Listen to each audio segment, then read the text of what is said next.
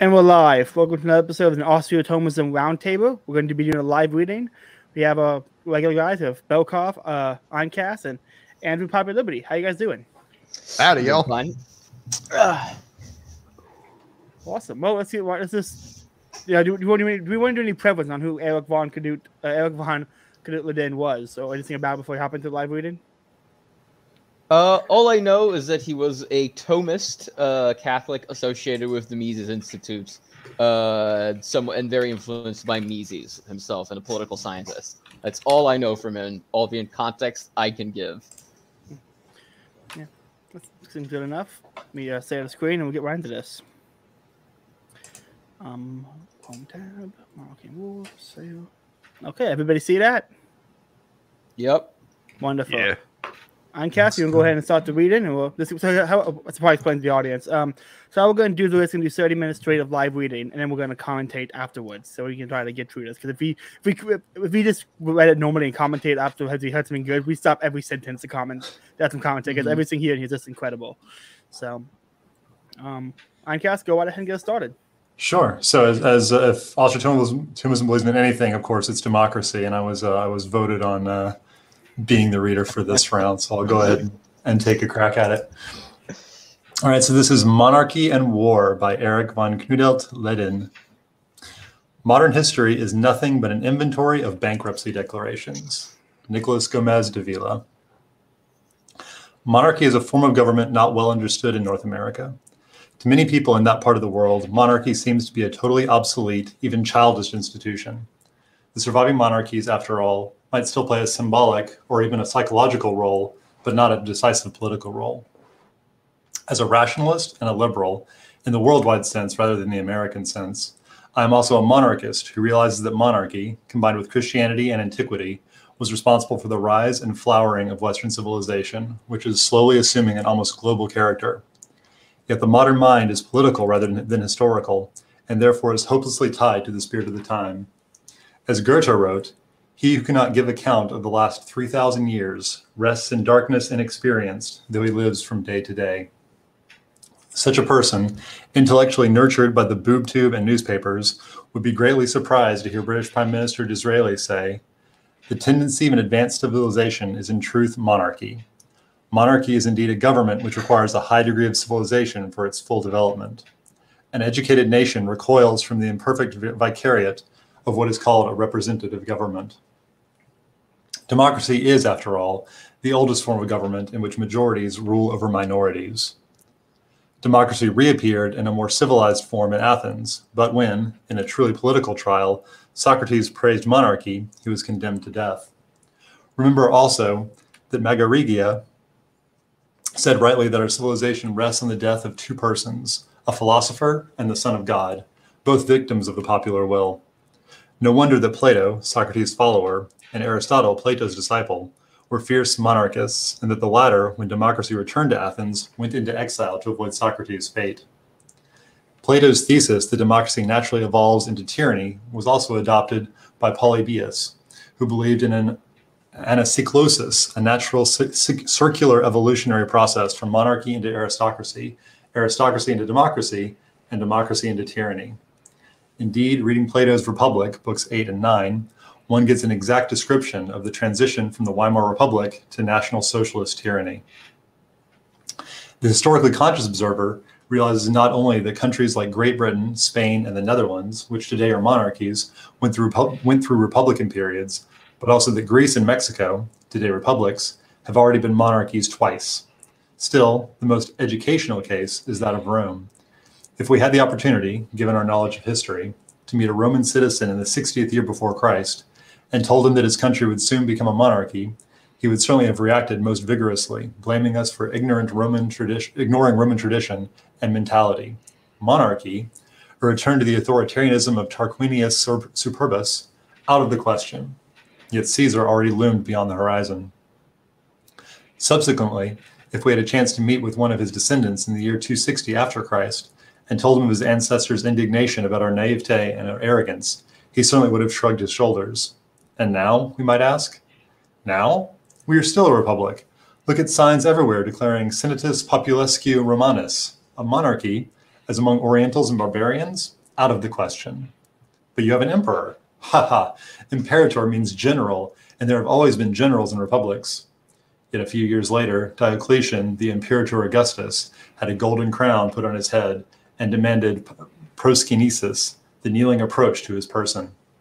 Then, even the most stupid Romans realized that the Republic had gone the way of all flesh. Tacitus, indeed, had suspected it long before. There are still outstanding thinkers who have a deep respect for the monarchical order, for rational as well as sentimental motives. Yet even the rationalist has to take the psychological factor into account, or he would cease to be a realistic rationalist. As a matter of fact, the increasing democratization of Western civilization has fostered monarchophile thinking, although only on a high level. Thus, it is not surprising that Theodor Herzl, the founder of Zionism, declared monarchy the best form of government, but, since no descendants of David survived, the aristocratic constitution of Venice should be studied in the planning of a Jewish state, whereas democracy, as the worst type of rule, was to be strictly avoided. History is already telling us how right he was. This introduction is necessary to understand the relationship between monarchy and war, and between monarchy and warfare. However, we are limiting ourselves here to the Christian monarchy in our civilization and not discussing some abstract form of monarchy. Bear in mind that arche is not Kratos. We must remember the words of Nicolas Gomez de Villa, who wrote that without Christianity and antiquity as their background, Europeans would be nothing but pale-faced barbarians. Nor should we forget that war is a calamity to be avoided, one of the many results of our imperfections caused by original sin, even if soldiers, by and large, play a positive role in the New Testament. Many of our saints have fought in battles, from St. Francis to St. Ignatius. Still, eliminating, or at least limiting war should be one of our goals. 2. The First Enlightenment produced the French Revolution, the great historical revival of democracy, a sadistic orgy in which divine marquis played the leading role both intellectually and personally. Here is not the place to portray the revolution's horrors, which were revealed to a broader public only in the years preceding its 200th anniversary in 1989. But in order to explain its effects on war and the methods of warfare, it is necessary to highlight its character and role in history. The French Revolution attempted to bring liberty and equality under a common denominator, something Goethe argued only charlatans would promise. Equality, indeed, can be established only by way of some form of slavery, just as a hedge can be kept only by way of constant trimming.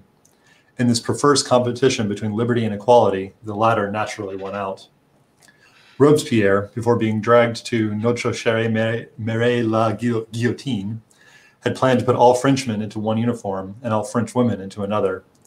He also wanted to eliminate all church steeples as undemocratic, since they were taller than all other buildings. With its ideal of equality, democracy's revival from antiquity was closely connected with nationalism, a term most Europeans equated with what Americans might call ethnicism, not to be confused with racism, which is not a linguistic cultural concept, but a biological one. The basic drive is the craving for sameness, the twin of equality. Whatever is the same is also equal, although it is not necessarily true the other way around. After 1789, differences became suspect and were to be rejected and eradicated. The traditional outlook of our culture, indeed, was vertical. God the Father in heaven, the Holy Father in Rome, the king is the father of the fatherland, and the father is the king in the family. In the lands of the Reformation, the monarch, not the pope, was the head of the church. Connected with the fathers were the mothers, from the Regina Coeli down to the queens and the various matriarchs. Following the revolution, the new order was increasingly flattened until it became horizontal. Of course, the people as such could not rule. Rather, majorities could rule over minorities, so numbers assumed immense importance. Even truth became a matter for majorities, so the bigger majority, the truer the right answer. The ideal was the consent, the affirmation by the majority, which in its ultimate form achieves a totality. Hence we see the totalitarian root of democracy, which stands for the politicization of the entire people. Even the children, although not allowed to vote, are now educated in that direction. It was obvious that the new order could tolerate no estates, and soon the demand arose to eliminate social differences based on wealth and income, as well as those based on birth. In 1794, the popular ire also turned against the rich, and some were guillotined for just that reason. Needless to say, the new horizontalism was in conflict with the Christian tradition, which emphatically does not stand for equality. In the French schoolbooks, one can read, La terreur était terrible mais grand. The terror was terrible but great, which in view of our bottomless human stupidity, one might someday even say about German National Socialism and Russian International Socialism. Most of our contemporaries assumed that the victims of the guillotine were largely degenerate aristocrats, and the final benefits of the revolution were greater than the damages or losses the French suffered. Yet, only a few years before the celebration of its 200th anniversary in 1989, a flood of well-documented books came out which tore the mask away from the face of that godless event. Already in 1986, French Deputy Bernard Antony warned the European Parliament in Strasbourg not to celebrate 1789, since it had bred national and international socialism. At about the same time came the revelations of Francois Furet, Simon Schama, and above all, Reynaud Scherer, about whose terrifying volume Professor Jean Meyer wrote that the worst and most nauseating atrocities could not even be mentioned. We are told that in the sadistic orgy, pregnant women were squeezed out in fruit and wine presses, mothers and their children were slowly roasted to death in bakers' ovens, and women's genitals were filled with gunpowder and brought to explosion. We cannot continue to dwell on these unspeakable horrors and should not be surprised that Sade was involved, since his pornographic writings contained long philosophical and anti-religious passages. The infamies and cruelties of the French Revolution were of such a low nature that the national and international socialists seem humanitarians in comparison. The 1989 celebrations of the French Revolution concentrated unilaterally on the Declaration of Human Rights in the shadow of the guillotine, and did not even mention the fall of the Bastille with its most unsavory details. The invention of the guillotine was psychologically a step in a new direction, the mechanization of swift murder. Yet the French Revolution left behind something much worse than the guillotine because it was permanent, a radical change in the nature of wars, which made this human calamity still more expensive as well as intensive, the levée de masse, conscription. 3. The social pyramid in a new horizontalism was now upturned, and quantity, not quality, had its day. Everybody had the same rights, a truly microscopic share in decisions, effective only if it were part of a majority, but also the same obligations.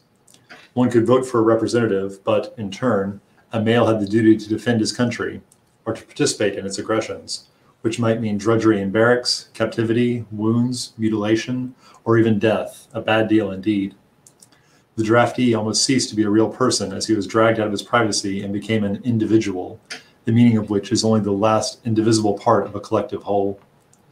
Hippolyte Taine described the results of this return to the stage of primitive tribes with these ringing words, taking from his Origine de la Français contemporaine.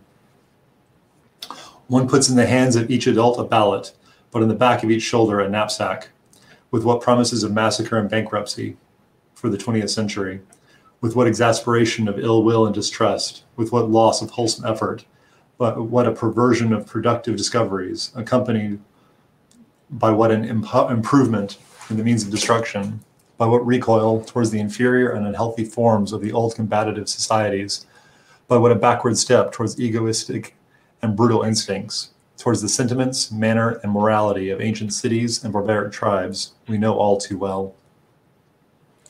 One of the most immediate and degrading consequences of general military service in time of war was the indoctrination of the draftees. They were in the vast majority innocent, and largely even unwilling, civilians whose enthusiasm for fighting and killing was limited. They were, therefore, taught to hate the enemy, degraded to the point of wickedness and stripped of all virtue. This had been difficult in previous ages when soldiers were men, gentlemen as well as ruffians, who loved to fight and offered their services to anybody who led and paid them well. Prince Eugene of Savoy had vainly offered his services to France, but ended up as the glorious military hero of the Habsburgs. The same happened finally to Baron Gideon Loudon, born in Livonia, but of Scottish origin, whose father was an officer in the Swedish services. Loudon, however, served first in the Russian army, and then offered his experience to Frederick II of Prussia.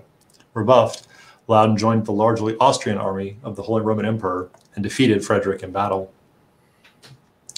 As late as the mid-19th century, the vast majority of recruits had scant education, mass illiteracy prevailed for generations, and had to serve long stretches in the army, frequently 3, sometimes 4 years. Those who had bachelor's degrees, aged 18 to 19 years, served only 1 year, received a commission, and became reserve officers. The idea was to have trained soldiers under arms, as well as in the reserve capacity, periodically called to maneuvers. The loss of time was considerable. Yet if one major power adopted that system, it forced other countries on the same continent to keep from being outnumbered to do exactly the same. And since the European monarchies had painfully experienced the numerical superiority of the French armies in the Napoleonic Wars, and as constitutional monarchies were drifting into the democratic cauldron, they too were now victims of a phenomenon called militarism, resulting in the armed horde. England, relying on its splendid isolation, was an exception to the rule, but the United States, politically already a victim of the French school, during the war between the states drafted not only its citizens, but also foreigners on its soil. Although they could not vote, they earned money. Thus, cash was redeemed with blood. Voluntary military service, however, is a different matter. On a lower level, it might rely on a desire to fight. On a higher one, the fascination of army life. And on the highest, the wish to defend one's country or to bring to life a great ideal. In the book from which we quoted Taine, American author Hoffman Nickerson writes, "During the last century and a half, civilization has recreated the armed horde. Previously a rarity, it has become the accepted instrument of any great military effort. It has not, however, come alone. Exactly 150 years ago, in 1789, shortly after the United States had sought to protect itself against democracy by their federal constitution, the French Revolution began. From that time to our day, democratic ideas have come to dominate politics, just as the mass army has dominated war. It is the thesis of this book that the two are inseparably connected with each other and with a third thing, barbarism." 4. The fact that the monarchs appeared in military uniforms and figured prominently as heads of the army also symbolized the 19th century compromise of monarchy with democracy. The horizontal identitarian order assumed an increasingly national character, and the general tendency moved towards the ethnically unified state. We faced pan-Germanism, pan-Italianism, the Risorgimento movement, even pan-Slavism, which transcended minor ethnic boundaries. Hand in hand with this evolution, we see in the Germanic and Slavic areas the rise of collective gymnastic movements, cultivating a violent nationalistic spirit and manifesting itself in gigantic synchronized performances. This physical training also implied a paramilitary aim to impress the public with numbers. Undoubtedly, we have here one of the psychological roots of National Socialism. The communists, too, loved synchronized, uniformed mass performances. Horizontalism asserted itself visually. This is part of the 19th century's still mixed transformation. The new ideal, the ethnically uniform state, is more in harmony with militarization for the development of parliamentary institutions than is the ethnically mixed state. Mark Twain has given us an account of the parliamentary life in Vienna, and John Stuart Mill has insisted that democracy is problematic in its multilingual state. No wonder, since totalitarian institutions need linguistic uniformity. Added to this is the fact that the ethnic majority, through its party or parties, seeks to rule democratically, but not in a liberal way, over the minorities. Multilinguality creates enormous difficulties in a parliament as well as in an army. Hence, we observe the hostility of the French Revolution towards the use of non-French languages in the Republic. The rise of democracy and of ethnic nationalism went in synchromesh. These two horizontal mass movements easily combined in the name of the Demos. It is significant that the armed forces of the Red German Democratic Republic were the conscripted and ideologically drilled National Volksarmee, the National People's Army, in whose name the term people appears in two forms. Yet when the monarchist nobleman Charles de Gaulle proposed to the socialist Léon Blum to transform the French army into an armée du métier, a purely professional army consisting of volunteers, his plan was immediately rejected as a rightist undemocratic trick.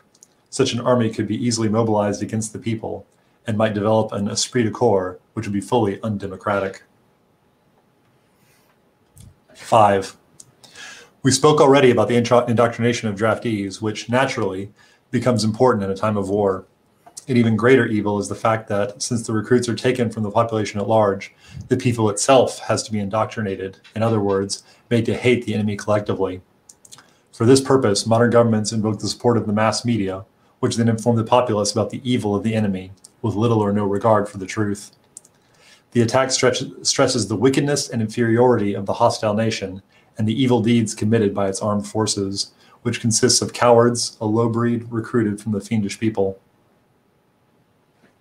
In the First World War, the Western Allies, being more democratic, were also more skilled in organizing collective hatreds. Taking advantage of the stupidity of the masses everywhere, they could print almost anything, and even the silliest accounts, for instance, that German soldiers cut the hands off Belgian babies, were readily believed. Louis Raymakers, a Dutchman in the service of the Allies, produced incredibly nauseating etchings depicting atrocities committed by the German army. One of the worst showed a naked French girl crucified and spat upon by bespectacled, unshaven German soldiers. Nothing like it was manufactured by the Central Powers. In a memorable book, Georges Bernanos described the idiocies of French war propaganda of the period. According to Bernanos, the French were told that the German bodies in the battlefield had a worse stench than those of the French, and that the Germans were ridiculous cowards who would not dare to interrupt the cozy life of the French poilus in their trenches. It was deceitful propaganda of the worst kind. Yet, during the French mutinies of 1917, entire battalions were decimated, i.e., every 10th man was executed. The war, therefore, was not so entertaining or cozy at all. Naturally, World War I was no longer a cabinet war between monarchs, but already what the Germans call Völkerkrieg, a war between nations, at least up to 1917, when the Russian monarchy fell and made America's entry politically feasible. Then it became an ideological crusade to make the world safe for democracy, as it happened at the end of the 18th century, when France challenged Europe ideologically. It was interesting to see how tensions were different on the two fronts, East and West.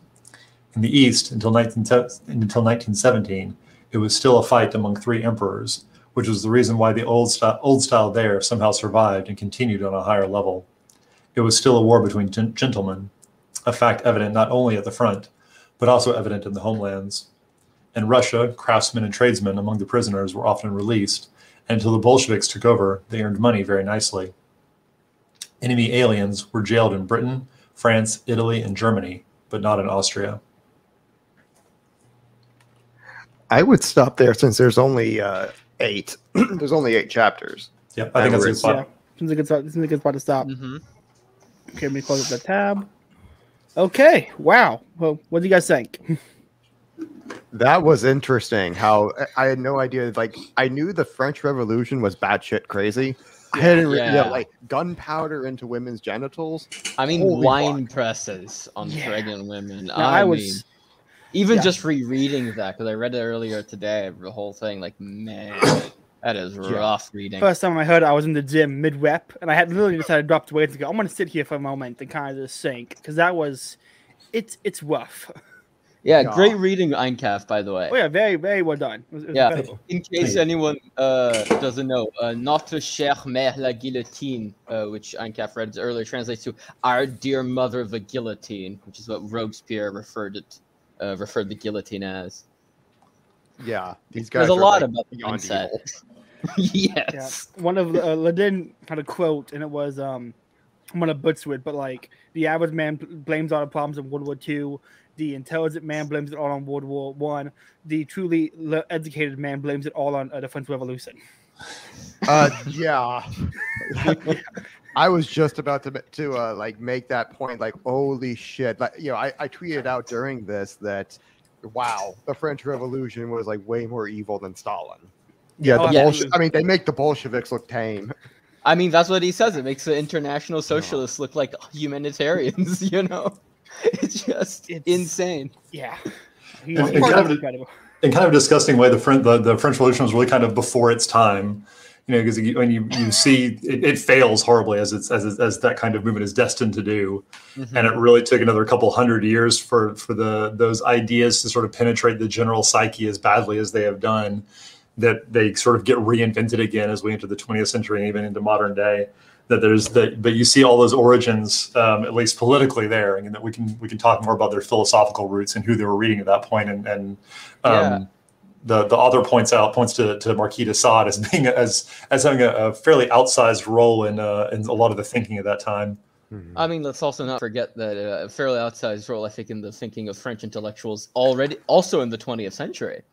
I mean, Sartre, Beauvoir, and others did defend Sade to a certain extent, as trying to defend him as an intellectual. We should read his work, stuff like that. Which fair enough. Maybe we should have a copy for it. But don't try to defend him that much. You might show your hand. I mean, it's really telling that from like these particular details why the founding fathers passed that Alien and Sedition Act against the French. It's like, oh, that's what they were scared of. No, it's like that was why they immediately turned around and said, oh yeah, this free speech thing, fuck that. Nah, we're not doing this. It's like whoa, these guys are nuts. And I don't blame them for not getting involved. I don't blame the founding fathers of America for not getting involved in the French Revolution. Yeah, I don't know a lot about it, but a little bit I didn't hear about like first time I ever really heard about the French Revolution was on from Ben Shapiro on like some show he was doing about how it was the reverse version of the American Revolution, and that's why it's bad. But he didn't go into detail for good reason, I'm guessing. But it's pretty fucked up.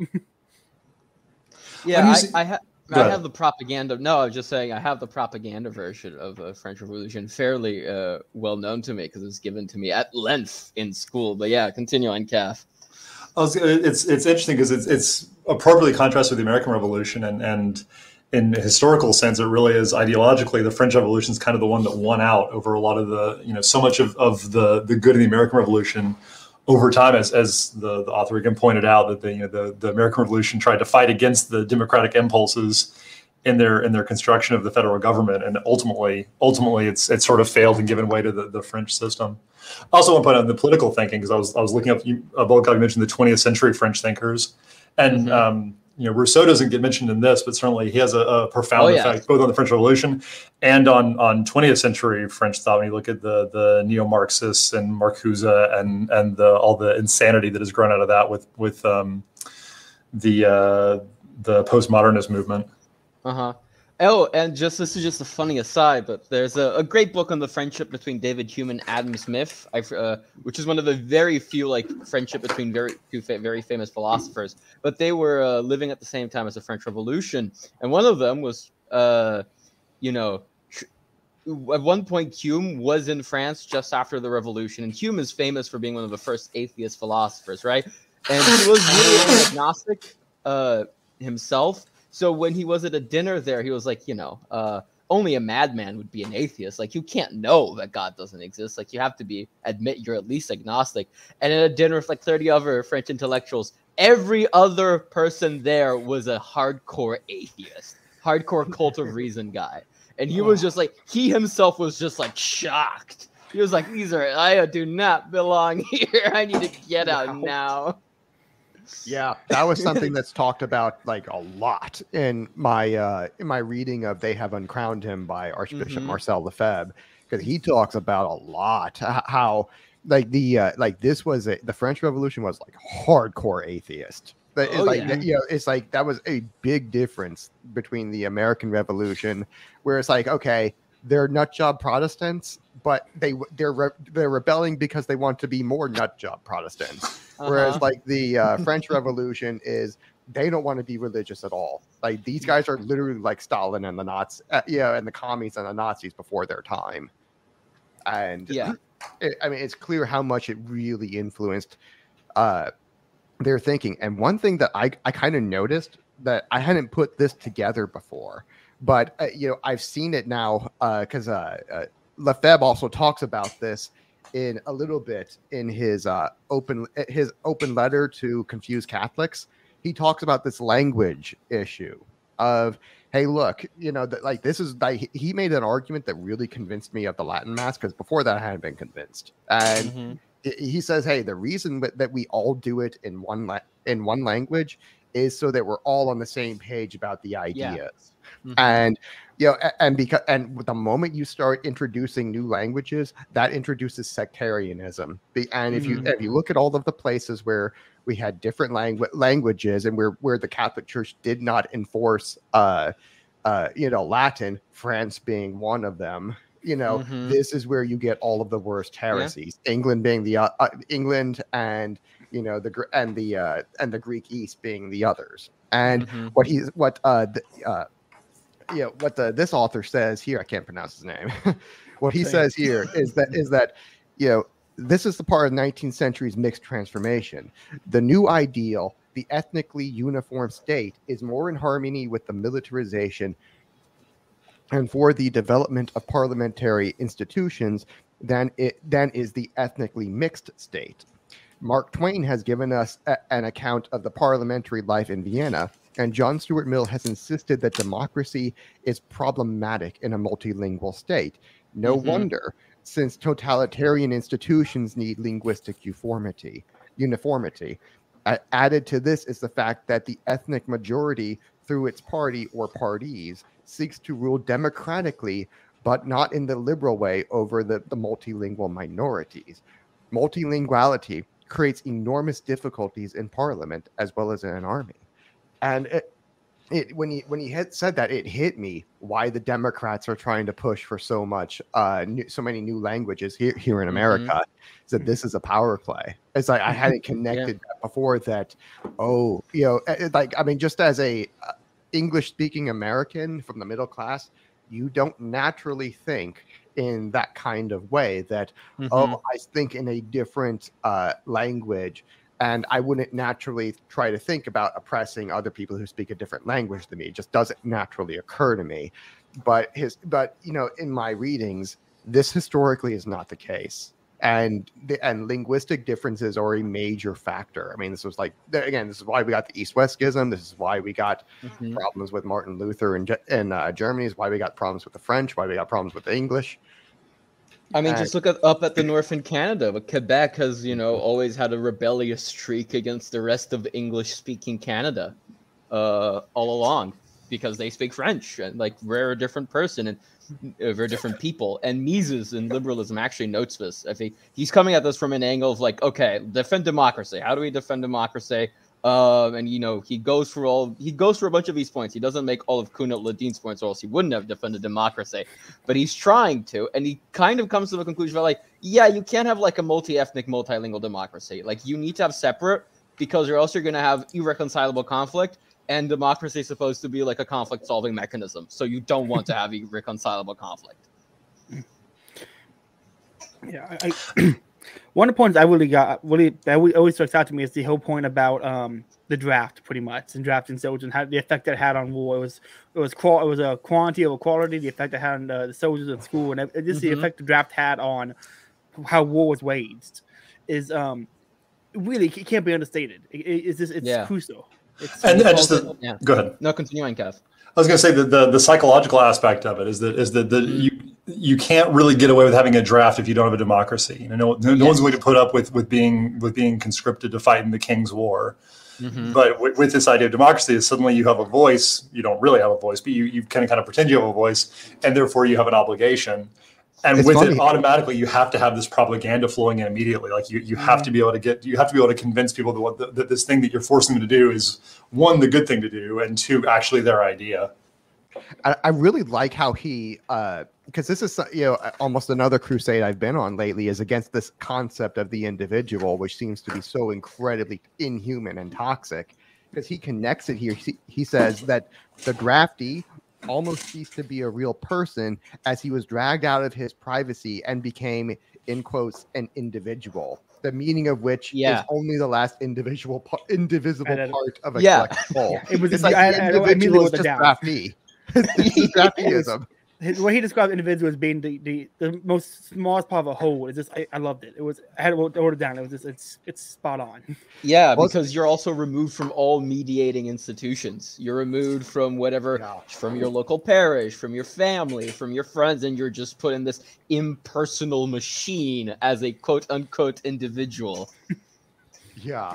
It's individualism is necessarily drafteeism for that exact reason, that there's no intermediary between you and the powerful people. And that was the whole point of in the natural order, in feudalism and and just like the biblical order, you had one intermediary after another to prevent exactly something like this from taking place. And by liberalism trying to flatten out all of these hierarchies, which is another thing he talks about, you get rid of all of these intermediary institutions who could have defended you. And very much by design. I think that a lot of the point, like you mentioned, the French Revolutions of being a very, very secular is not even the right word. I mean, it is explicitly anti-religious. And like all of these, like every anti-religious movement, it ends up being its own religion. And so you replace the institutions of the church, like when Andrew talks about, why is the mass in Latin a good idea? Well, we don't have the mass anymore, but we need to standardize our own language so that reason can become our God, so that the state can become our God. And so explicitly the goal becomes to get rid of all these institutions because we've redefined man in terms of the society. Like the individual is what you are. You are defined in terms of your role in that state. And so any intermediary only serves to reduce your role qua citizen. You are less able to be a tool of the state if you have these institutions that can mediate that interaction. Mm-hmm. I would say I really like. It was very early on. I think it was the first paragraph. He talked about how Western civilization. I can't remember who he quoted, but it was like Western civilization rests on two men falsely convicted, falsely killed by the popular widows around him, a philosopher and the son of God. Yes, I've made that point before in defense of Socrates. A lot of people mock Socrates as being a loser for choosing to go to his death, but I defend that. And I think he brings it up here, and Peter Creed also brings this up. But like Western civilization is built upon Socrates and Caesar. And it's just the parallel of the two are interesting. Yeah, I never put that together before, but he's right, and it's really interesting because he like a few, like 2 or 3, like 4 or 5 paragraphs later, he says that bear in mind, arche is not Kratos. Arche means ruler, means you're applying rules, it's law and order, whereas Kratos means strength. That's like the so literally means that democracy means strength of the people. And so it's like literally you're ruling by barbarianism and brute force. Democracy literally means like brute force of the people, and like and that's not a I mean that's like definition of lawlessness. It's like I hadn't realized that in the definition itself it literally means like a lawlessness and barbarianism. And so when you connect it to like because I've made that point before that democracy killed the savior. And I hadn't quite connected it to before that, like, it like killed Socrates too, was like the other, major founder of Western civilization, because like the whole Christian idea is like a kind of a hybrid of like the Jewish mythology and the Greek mythology, or I should say Greek philosophy, I should say, and particularly Aristotelian and Platonic. And if you are a Christian at all, you are presuming certain philosophies of the Greeks, and like Platonism and Aristotelianism. Yeah, you're building upon it with revelation, really. Yes. He's let's call him Laden. It's one of those guys that every time I read him, I always find something new because he's just absolutely incredible. I mean, he's the fact that I found out about him because I think it was who was it? Radical Liberation, Ryan Tennessee reviewed his book, and then I looked more into him. Like this guy gets it. Like the fact that Yarvin brings him up, like he's Hopper, Yarvin. He's influenced a lot of people, and he's not talked about a lot. We're saying he is just incredible. I think it's because of his name. It might be. It might also be. I think this actually might be a more pertinent reason is that he's admittedly he admits it. He doesn't hide it. He's very Catholic. Whereas Hoppe is an agnostic, and that appeals to the reactionist blogosphere, for example, rather than a straight-up Thomist, a straight-up Catholic Thomist, And he's a monarchist in an age, like as he fully admits, where monarchism is not really, is sort of, people sort of give you I mean, he died in 99, I think it was. He was 90 years old or something like that. But throughout the 20th century, the idea that, monarchy is probably the best system would be, I mean, even among libertarian thinkers, is kind of would raise some eyebrows. And it's what the quote right there to tie into that really struck me was when he quoted Goethe about he who cannot give account of the last 3,000 years rests in darkness, inexperienced though he lives day to day. Like that one is like I'm so stealing that. It's such a good quote. And especially So, when you start reading about his propaganda part later, and you start saying, "Oh yeah, all these propaganda scandals." The more ones like they were accusing Germans of cutting the hands off of babies. Like, huh? Where have we heard propaganda like that in the last 20 years? And if you had that knowledge of history, if you could appreciate, oh yeah, this is something we've seen before, and it's ultimately the fault of the French Revolution. It's like, okay, yeah, the historical blindness we have, and that someone that is well studied as he is, really reveals that we there's nothing new under the sun, at least in terms of the influence of democracy and the Enlightenment. The big points I've been trying to write about lately. I'm going to publish an article with Thomism on this one eventually about the state's role in spreading schism. And like, if you look at all the first millennium politics, when you look at it through like a Machiavellian Burnhamite lens, it all makes so much more sense. Like, oh, this is literally all political footballs. Yes. Yeah, it's like all of these theological disputes. They're real theological disputes, but they're being blown up into these they're making mountains out of what would otherwise be molehills, and and they're using this as excuses for war, basically. And if you like all of these stuff about Aryan schisms and all that, these were all excuses for war between Africa and the Italian peninsula, basically.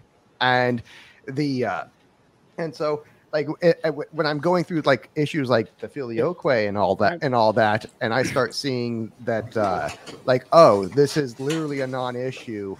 Maximus the Confessor said that this was a non-issue in the 6th century, and literally 5 centuries later, this is still a thing. They're oh, because it's political. They're the Greek, the Byzantine emperor is trying to use this as a political football against the Franks. Yeah. Hey, real quick, before we get going, Einkath has to dip out, so Einkath, real quick, give us your plugs. Sure. So at Einkath on Twitter, anarchocatholic.substack.com. Just put an article on atheism the other day, and writer for Thomism, and I think that article got cross-posted or will be cross-posted very shortly.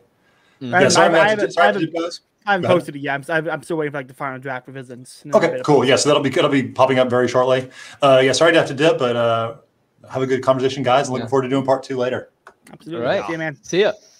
I think when we do part 2, we should definitely trace over a few of our steps first, and maybe read the the preceding 2 or 3 chapters before we do that. Yeah, absolutely. But to this point about politics, influencing religion for basically 2,000 years now, it's if you are not reading history in this political lens of who's trying to take power from who, you are not informed. It's and it's and once you see it, you can't unsee it.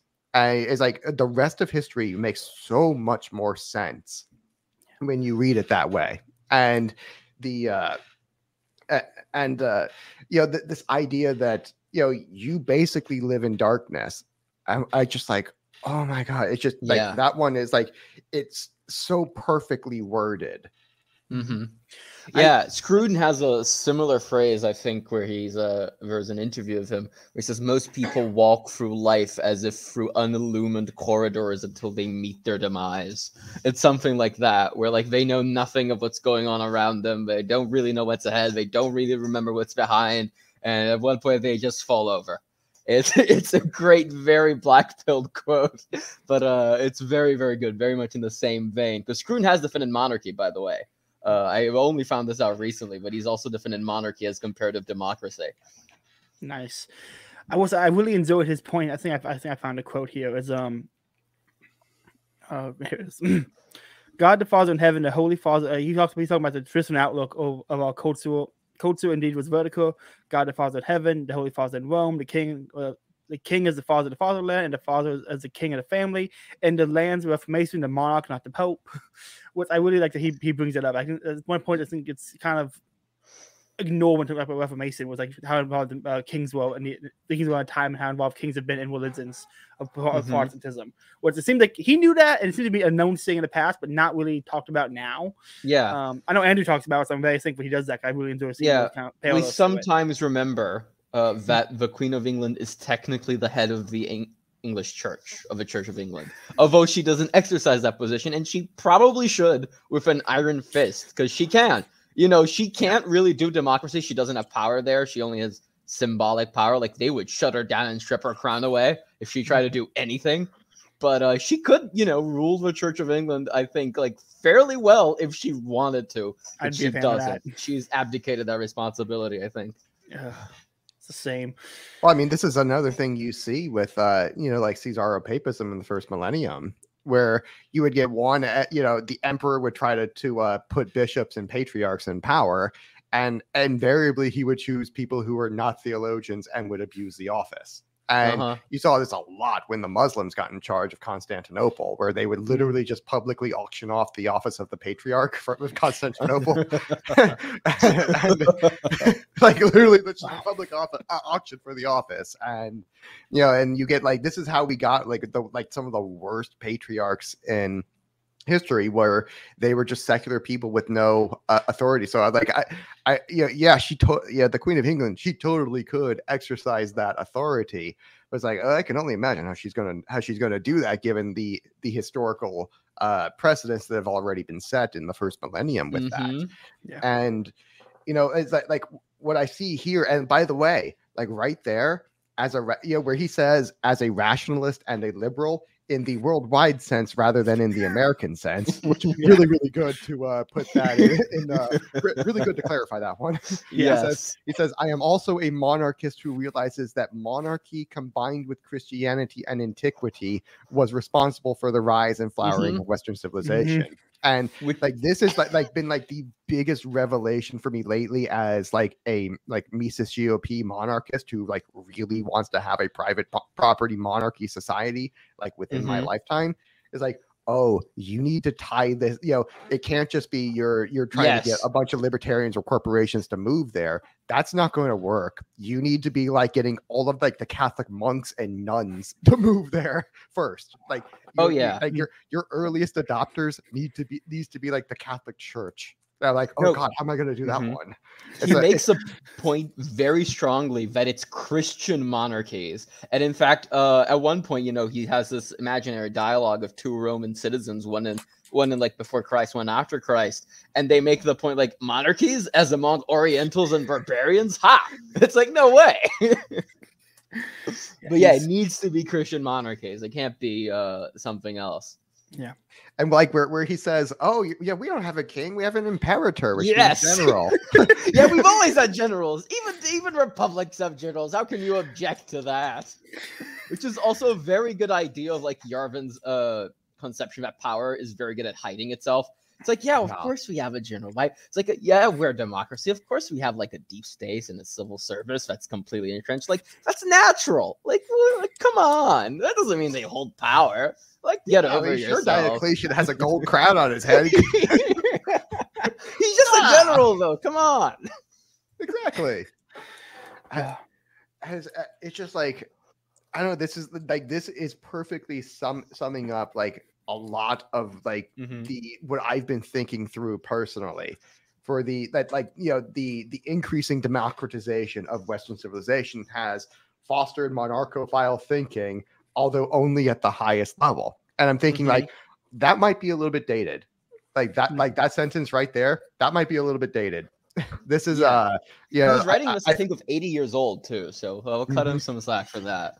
Yeah, well, I mean, it's I think this is we're seeing a turn in history right now where I think I saw an article about Yarvin today from on some, I think it was Vanity Fair maybe. Yes, he was Vanity Fair. Got something was written about him on Vanity Fair, I think.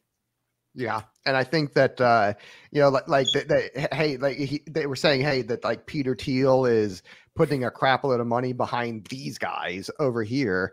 And I'm because I think that's the course of history, and Thiel is a guy who would know that. Yeah, and he's the sort of guy who would understand that and understand where to put the money. And so I think that when we see Tucker, when we see Tucker and Yarvin talking, it's and we see Tucker using Yarvin's ideas and words like cathedral all the time. Yes, I really think this is about to go hardcore mainstream.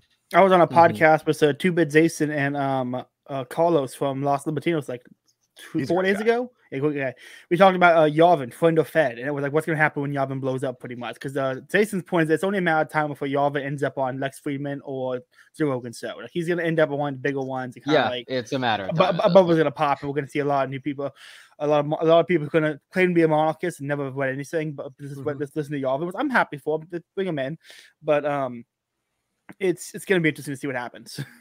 Yeah, it's gonna be weird. It's gonna be a weird transitional like preference cascade period where people are like, oh no, this thing's like way better, but they're not gonna really know how to approach it. They're gonna have a very surface level understanding of it.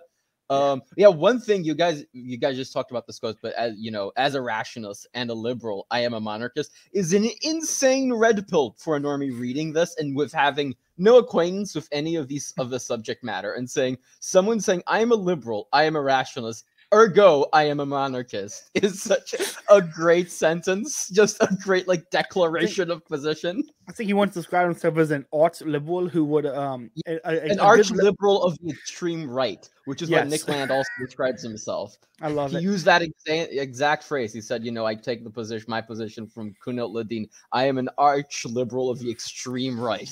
Yeah, I'm super excited to continue to cover Ladin because I wanted to cover him for a while now, but my problem with him is that his ideas are so good. And these things, I can't condense it. There's no way I can really condense his ideas well. This is already condensed, really. Yeah, it's great. I really like. He talks about horizontalism, the making of all hierarchies vertical, not vertical. Sorry, horizontal. The equaling of everyone. How this is explicitly, at least in its origin, not nowadays perhaps, or nowadays it hides it, but in its origins is explicitly anti-religious and anti-Christian, specifically.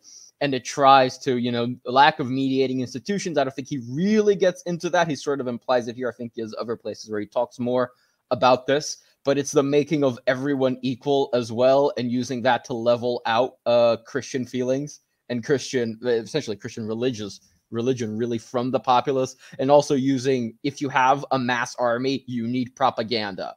You can't, if you don't have a professional army, you need them to be convinced that this is like a war for extermination, basically. If you lose this, your wives will be raped, your children will be killed, like this, it's over if you lose this, basically.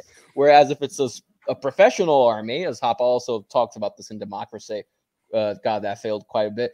You can have it doesn't really matter. It's a war between two people with usually some scoundrels, some gentlemen in the army, and it's a war for land and who's going to pay the taxes. And usually, up until maybe the Reformation or something, your religion was not really in danger. After the Reformation, there was some Catholic Protestant conflicts. I will admit, quite a bit actually. But up until that point, and even after that point, up until I think he says the 18th century is the height of civilized warfare before the French Revolution. So up until that point, you have this very civilized way, or the ever increasing civilizing process of war making, and then it just all comes crashing down. Because the mindset, the political structure, the political formula, essentially, of the population, to use Mosca's term that Yarvin stole, is completely different. I can't remember if it was in this one or somebody else. He talked about he once did a debate on on war with some American liberal type, and the guy objected to the way he said the word "a gentleman's war." I can't imagine what a gentleman's war would be. He's like, "Well, of course you can. You can't. You're not a gentleman. Of course you can't imagine that." Yeah, it's not in your experience. You don't know what it would look like. Yeah, it's it's really I sent this to a few people who I knew were anti-war, but kind of not they're anti-war but not monarchists. I sent this to them yo guys, if you should listen to this. This is I think a lot of them say anti-war but not monarchists. This is a good text for them to read because it's very hey, wars were fought less and better under monarchies, and that's a very important thing to keep in mind. These were not wars of annihilation. Yeah, which is the point he's making here is that under democracy, when you have when the individual is kind of a fancy term for draftee, it's these are wars of annihilation. These are wars of annihilation. Yeah. That is not something you ever got under monarchy. When the people are the government. Who do you target? You target the government. Exactly. It's and you would try to keep if you were trying to conquer the territory, it was one for security reasons, or two because like you actually wanted the wealth that it has, so you wouldn't go in and try to destroy the wealth, which is the people. And like that was the thing you would try to avoid if you could. And whereas in democracy, you don't give a damn. And this is where you get like the like Napoleon running through, and this was a like wow, like that, like the French army was way more barbaric than than like the Prussians that they were facing. Yes. I don't have any more notes. Anybody have any final thoughts? Because we're running up on an hour. Let's see. I don't know. Yeah, I think it's interesting that he mentions that really a lot of books and articles came out before the 200th anniversary of French Revolution, sort of giving away the lie of the whole thing. It was interesting that it was only then that really a lot of, I don't know if serious historical revision was carried out from the sort of flowery picture that had been painted of it. I find that interesting, and that's possibly one of the reasons why we're, part of the political formula of our age is that democracy is good, and this is the original mythos of democracy is the French Revolution. Not so much in America, I'll grant you, but certainly in Europe. In America, I think the current regime, I think Yarvin has made this point, the current regime, starts or sees its origin as the civil rights era. This is the era where now we've rectified all the wrongs of the past. And before this, there was the New Deal, FDR's New Deal, and those are basically the starting points of the current regime. Before that, it's like a whole different thing that's sort of morphing into this monster. Well, it's interesting now that all the current regime views like the Civil Rights Act, which was like notably about getting the blacks the vote, getting the women the vote, and stuff like that. And now we're undermining, when stuff like this comes out, it undermines the idea of a vote at all. Yes. So it's like literally like the founding myth is what's at stake here for the current regime. That, hey, that actually, none of those were good things. Voting itself is not a good thing. And, what's a good thing is property. What's a good thing is monarchy, which is property. And, and what's a good thing is religion, not separation of church and state. And that in order to have a prosperous Western civilization, you need to go back to the God that was succeeding before the usurper destroyed it. Yeah, and if I guess when I was a kid, I remember thinking separation of church and state didn't mean that they weren't involved at all. I remember thinking it was like, like they're just different power spheres that interact with each other. It's like, no. The conception of the modern regime is, they should interact at all. So much that you see a recent example. People are getting pissed that Nancy Pelosi, a Catholic who should be subject to the authority of the Catholic Church, is being denied communion for the obvious sin of supporting abortion.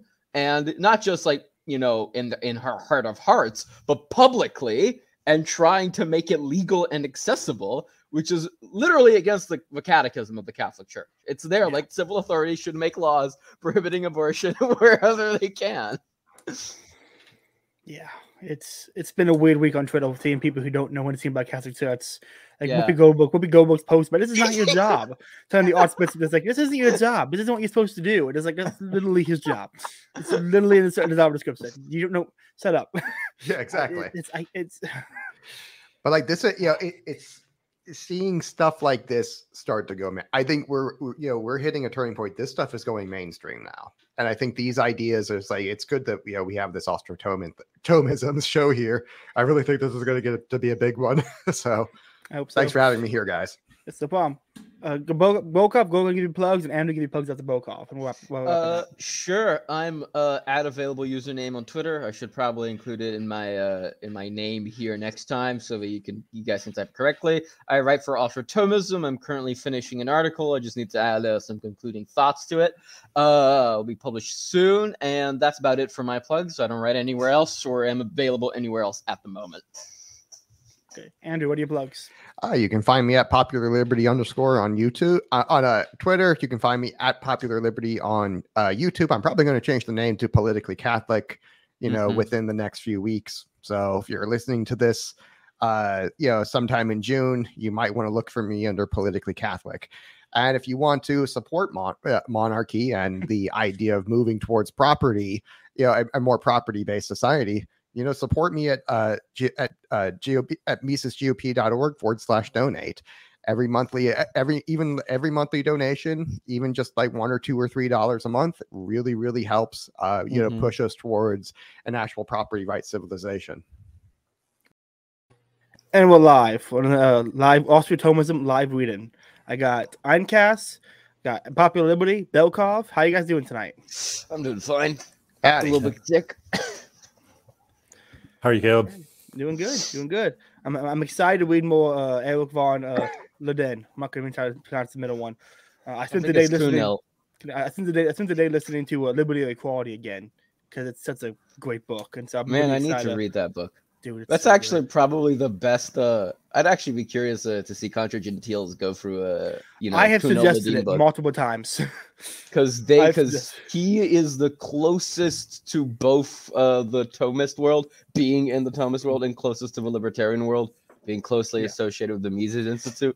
So he's the most palatable for both people to see the other side, I suppose. I was talking to Grant. He wanted to. They were thinking about doing a Democracy of God Fair, and I said it's good, but it's a lot of economics. You might like Liberty Equality more because it's similar, but more reason based, philosophy based, and not a little less on the economics. I know you guys aren't a fan of. So who knows? If we're lucky, we can get Grant to read it. Philosophy is how you convince Contra Gentiles, apparently. It very much is. No surprise there. Philosophy should be how you convince most people. Yeah, philosophy should be how you convince most people, really. Making an economic argument is usually for the engineers, for the economic engineers of the world, people who see it that way. I just make the emotional and financial argument now. I've learned too much that philosophy, this is not how I convince most people, sadly. Yeah. I've given up trying to convince people. I tell them what I think, and if they want to agree with me, neat. If they don't, I don't care enough. I thought you were going to say if they don't agree with you, you're going to force them. I mean, that's the eventual plan. But right now, I don't really have any power. I have to keep it down low. But let me say on the screen here, and we'll get right into this. We're going to have Eincast do the reading again tonight because he did a great job last time. Where are we starting off again? I forgot to get on the right. I think we're starting at 6. Where we left off last time. There we go. Okay, 6 is up. Whenever you're ready, we'll hop right into it. Sounds good. And again, if we need to jump in for comments, because I think this is gonna be a slightly longer reading than the last time. Let me know if I need to break it up, if I need to stop. But otherwise, I'm just going to go until someone yells at me. All right. So again, this is Eric von Kuhnelt-Leden's Monarchy and War, picking up with chapter 6. A war between entire nations developing into an ideological crusade, the word crusade has near religious implications, was bound to assume total and totalitarian features. The totalitarians could kindle the fervor of their soldiers more easily because they operated in a highly authoritarian framework. This also explains why the German army fought well in the hopelessly defensive rear action for more than 2 years between 1942 and 1945. Yet the hate propaganda of the democracies was successful. Thus, mixed with racist motives, the United States decided to put the West Coast's entire foreign as well as American population of Japanese ancestry in concentration camps, a wartime tactic developed by the British during the Boer War.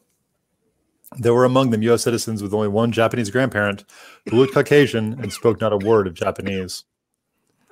Likewise, after the final mass surrender of German soldiers in May 1945, they were not treated as ordinary prisoners of war who were protected by the Hague Convention, but as DEF, disarmed enemy forces, and dealt with miserably. They were starved and ultimately suffered enormous losses, possibly as many as 1 million. Indignation about the German concentration camps, however, played only a minor role in this policy because the facts about German war atrocities were largely not believed. People remembered the lies spread about the Germans during World War I.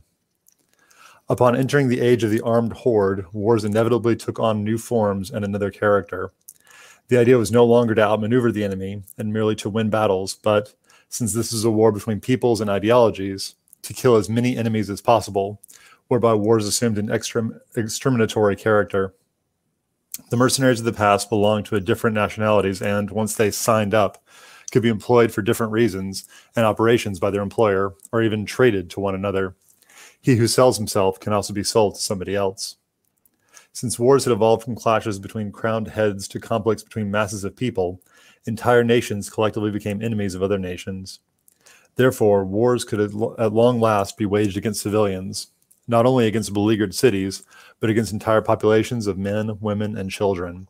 And since technology had given us aviation, it had become possible to attack villages and cities in the hinterland of the enemy, rather than just attacking the enemy soldiers on the front lines. The French, pioneers in aviation, made a beginning in World War I by bombing a Corpus Christi procession in Karlsruhe and killing children, and the Germans followed up by dropping bombs from Zeppelins on British cities and firing artillery missiles on Paris from a distance of 80 miles. Frenchmen had to die, regardless of age and sex. This seemed all right. Europe had fallen that low. Curiously enough, it was the Third Reich, although planning aggressive wars, which desired to ban aerial warfare except on well-defined battlefronts. In 1935, the Germans, wanting a pact outlawing war on civilians in the hinterland, suggested this to Great Britain, which at that time had a Labour government. However, the offer was rejected on the ground that all efforts to humanize war would make wars more acceptable, and thus would be a blow to the noble cause of pacifism. Actually, all important British authors confirmed the thesis that, in the Second World War, the aerial warfare started total war, war to the last extremity, willed and perfected by the democracies, not by the National Socialists. German attacks outside of the war zone were always retaliations. Some British authors merely shamefacedly admitted this fact. Others, Mr. Churchill above all, boasted of it. General J.F.C. Fuller stated that it was Mr. Churchill who lit the fuse which detonated a war of devastation and terrorization unrivaled since the invasion of the Seljuks. The war reached its all-time low with the destruction of Dresden, the German Florence, with a loss of 204,000 lives, and the annihilation of Hiroshima and Nagasaki. Although the Japanese had desperately asked for armistice conditions twice in 1945, in April through the Vatican, and in July via Moscow, the answer was only the infamous and idiotic unconditional surrender formula. The American people knew nothing about this, and during that period, not only did thousands of Japanese die in vain, but so too died innumerable American boys. The hatred generated by propaganda heated up the horizontal collective mentality to such a degree that the war in the Pacific assumed, in the words of American socialist leader Norman Thomas, the character of a military organized race riot. The racist aspect of that war achieved a very concrete expression in a memorable incident. An American soldier sent President Roosevelt a paper knife made from the thigh bone of a Japanese soldier killed in action. The president wrote him a letter of thanks and expressed his hope to get more such presents. The news reached the Japanese, whereupon Ken Harada, Japanese ambassador at the Vatican, decided to protest via Roman channels. The president then changed his mind and promised to give the knife a dignified burial. And even greater evidence of sheer barbarism appeared in the bombing of the Gestapo center in The Hague, leaving 800 Dutch dead. Even worse were the 3,500 victims of the carpet bombing of Le Havre, just prior to his liberation, but after the evacuation by the Germans. De Gaulle was outraged, but German-American allies justified themselves by saying, "We really thought that the Jerrys were still in the city." Thereupon, de Gaulle hit the ceiling, butchering 3,500 Frenchmen just to get a few Germans. He went to Le Havre for their burial, heading the cortege with the clergy. Nor was there any respect for the cultural treasures of the Old World. In World War I, the Germans were accused of shelling Reims Cathedral, with the excuse that observers were hidden in the spire, and having willfully burnt down parts of Louvain-Leuwen before civilians had fired on their troops. But World War II was far more progressive, which means that Europe and North America had declined for the previous 200 years under populist rule, and had reached the cultural and ethical levels of Dahome's Gegle or Uganda's Idi Amin Dada. The raids over Germany were called Baedeker raids because, fearing for their safety, the Allied pilots flew very high and emptied their freight more or less in the historic centers of the cities, destroying the most beautiful buildings, but damaging industrial war production astonishingly little. The hearts of Frankfurt, Munich, Nuremberg, Hamburg, and Bremen were in shambles, but the industrial establishments surrounding them survived.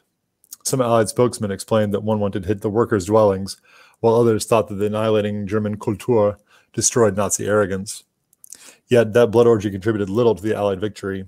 IG Farben and other big enterprises functioned to the bitter end. One of the worst and most idiotic feats was the U.S. Army's destruction of the ancient Italian monastery of Monte Cassino.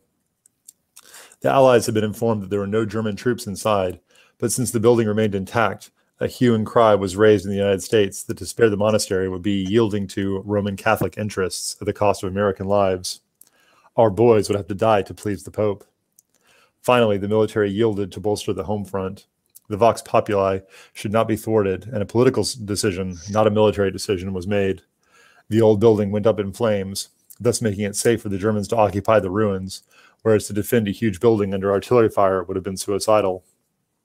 Now the American soldiers faced an enemy much better entrenched and more fully protected by the rocks of the destroyed abbey. No falling walls could bury them. The Allied losses became much bigger, as did those of the poor betrayed Poles who had to fight with them, but public opinion was satisfied. The war was fought democratically. Yet, what did the American soldiers think of such irreparable losses of architectural beauty? An officer stationed near Benevento asked whether he had any misgivings, replied to an American journalist, "There's nothing that can be done about it. Italy is just lousy with clerical monuments." Most unfortunately, the Second World War had another fatal aspect: the resistance movement, enthusiastically applauded by the public of the Western Alliance. An exception has to be made for the Polish Armenia Krajowa, as well as for Jewish fighters, because the National Socialists, like the International Socialists, wanted to deprive them of their upper classes or to exterminate them altogether. With no legal armies for their defense, they had the moral right to fight for their very existence. Yet, as in other countries, the occupying army had no other means to combat these sly attackers, but to take hostages and shoot them. Not completely democratized nations did not engage in such activities, and all too often, resistors were former collaborators who, sensing that the Third Reich was a sinking ship, changed sides. Obviously, the French resistance became truly active only after the collapse of the National-International Alliance. There had been a predecessor of the civilian resistance after France became a republic in 1870 in the form of the Franc-Tireurs, entirely in keeping with the rising horizontalism. One used to have no right to participate in a war without wearing the king's coat. The alternative was to sink to the level of savages. This was somewhat different in the case of the Balkans, where after 500 years of Turkish rule, the Christian tradition had been broken, and one went to war collectively, as we painfully experienced in 2 world wars. First with the nationalistic comitatus, then the ideological partisani. 7. One of the worst results of the democratization of wars was, and remains, the difficulty in terminating a war by peace, or at least by lengthy periods of peace. In a partially or fully democratic order, having fought with conscripted soldiers, one is governed largely by representatives of the people, who do not think historically, but politically. Of history, economics, cultural mentalities, and geography they know nothing. Moreover, they think personally, not dynastically. What do they have primarily in mind? The weal of their grandchildren and great-grandchildren, or the winning of the next election?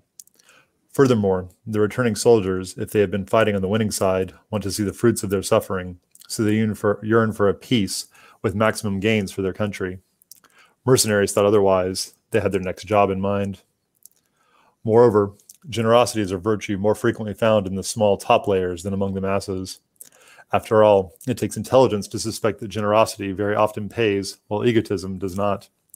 In a brilliant book, Fenelon exhorted the Dauphin, "Peace treaties are meaningless if you are the stronger one, and if you force your neighbor to sign a treaty to avoid greater evil, then he signs in the same way as a person who surrenders his purse to a brigand who points his pistol at his throat." Yet, already in the 19th century, in which we witnessed the democratization of constitutional monarchies, we see that the warning of Fenelon was increasingly ignored. The German drive for unification and the Italian risorgimento offered opportunities to annex entire countries and to make dynasties homeless. In this respect, the Italians made the start. The sovereigns of Modena, Parma, and Tuscany, and the Bourbons of both Sicilies had to quit. After the liberation of Schleswig-Holstein from the Danish rule by the German League, the legitimate heirs were not allowed to take over their inheritance. The situation was made worse by the outcome of the German-Prussian War of 1866, which ended with Prussia's incorporation not only of Schleswig-Holstein, but also of Hesse-Nassau, the imperial city of Frankfurt, and the Kingdom of Hanover. This was the policy of Bismarck, who had started his life as a typical Prussian conservative and devout Lutheran Christian, but became a German nationalist and a national liberal who, soon after the establishment of the German Empire, the Second Reich, initiated as a nationalistic progressivist the Kulturkampf against the Catholic Church. Yet the real break came with the end of World War I, which changed from a war between nations into an ideological crusade to make the world safe for democracy. By 1900, Europe had only two democratic republics, France and Switzerland, a form of government then represented largely by South and Central American nations enriched in 1910 and 1912 by Portugal and China. The great victory of democracy in Central Europe, even though its triumph in Russia lasted only 7 months, and the disappearance of the three emperors created a new scene. The Democrats expected to fashion the peace democratically, i.e. by the consent of the majority of the voters in the victorious nations. Of course, if we look at Wilson's 14 points, the defeated should have been expected the principle of self-determination to be applied even to them, but this lovely document had merely been bait for surrender. Since the victors were the democracies, the treaties were not treaties but dictates which had to please the voters at home. Since these had been taught to hate the enemy, the agitated masses in reality voted for, even if indirectly, the dictates.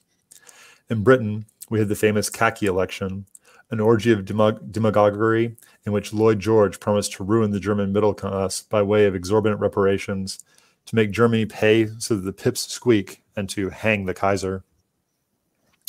George F. Kennan stated that nearly all our evils go back to the First World War, not to the fighting, but to the outcome. I offer 4 reasons for his thesis. American intervention, which artificially prolonged the war and prevented a compromised peace. The combination of national combat with an ideological crusade that aggravated the issue. The mountainous historical, geographic, economic, and psychological ignorance of the politician who naturally, thinking only of elections, wanted to please the voters, and the people's intellectual vacuum after their emotions had been whipped up to the nth degree. The bad taste of Bismarck, who organized the celebrations for the establishment of the Second Reich in Versailles, was now imitated by those who prepared the humiliation of the German Reich in the mirror hall of the same building. There, as in the far more important dictates of Saint-Germain-en-Laye and Trianon, were laid the foundations of the Third Reich and World War II, with the admirable foresight and loving care in every detail. The Versailles Treaty did tremendous harm in Germany internally, but hardly changed the map of Europe. The destruction of the Habsburg Empire made Germany the geopolitical winner of World War I. Bordering after 1919 on only one great power, France, it was now the direct or indirect neighbor in the East of partially artificial, partly militarily invincible states. As His Magnificence Ernst Kornemann, the rector of Breslau University, pointed out in 1926, the time to take advantage of this situation would come sooner or later. It came. Hitler inherited from the authors of the Paris and Bourbon treaties not only an internal situation characterized by the economic uprooting of the important social layers and the imposition of an unworkable form of government, but also a uniquely profitable geopolitical position, which was caused primarily by the division of Austria-Hungary. If Hitler had any sense of humor, he would have erected a colossal monument to Woodrow Wilson. Looking back at these happenings, John Maynard Keynes, who assisted Lloyd George at these conferences, wrote that the Carthaginian peace is not practically right and possible. The clock cannot be set back.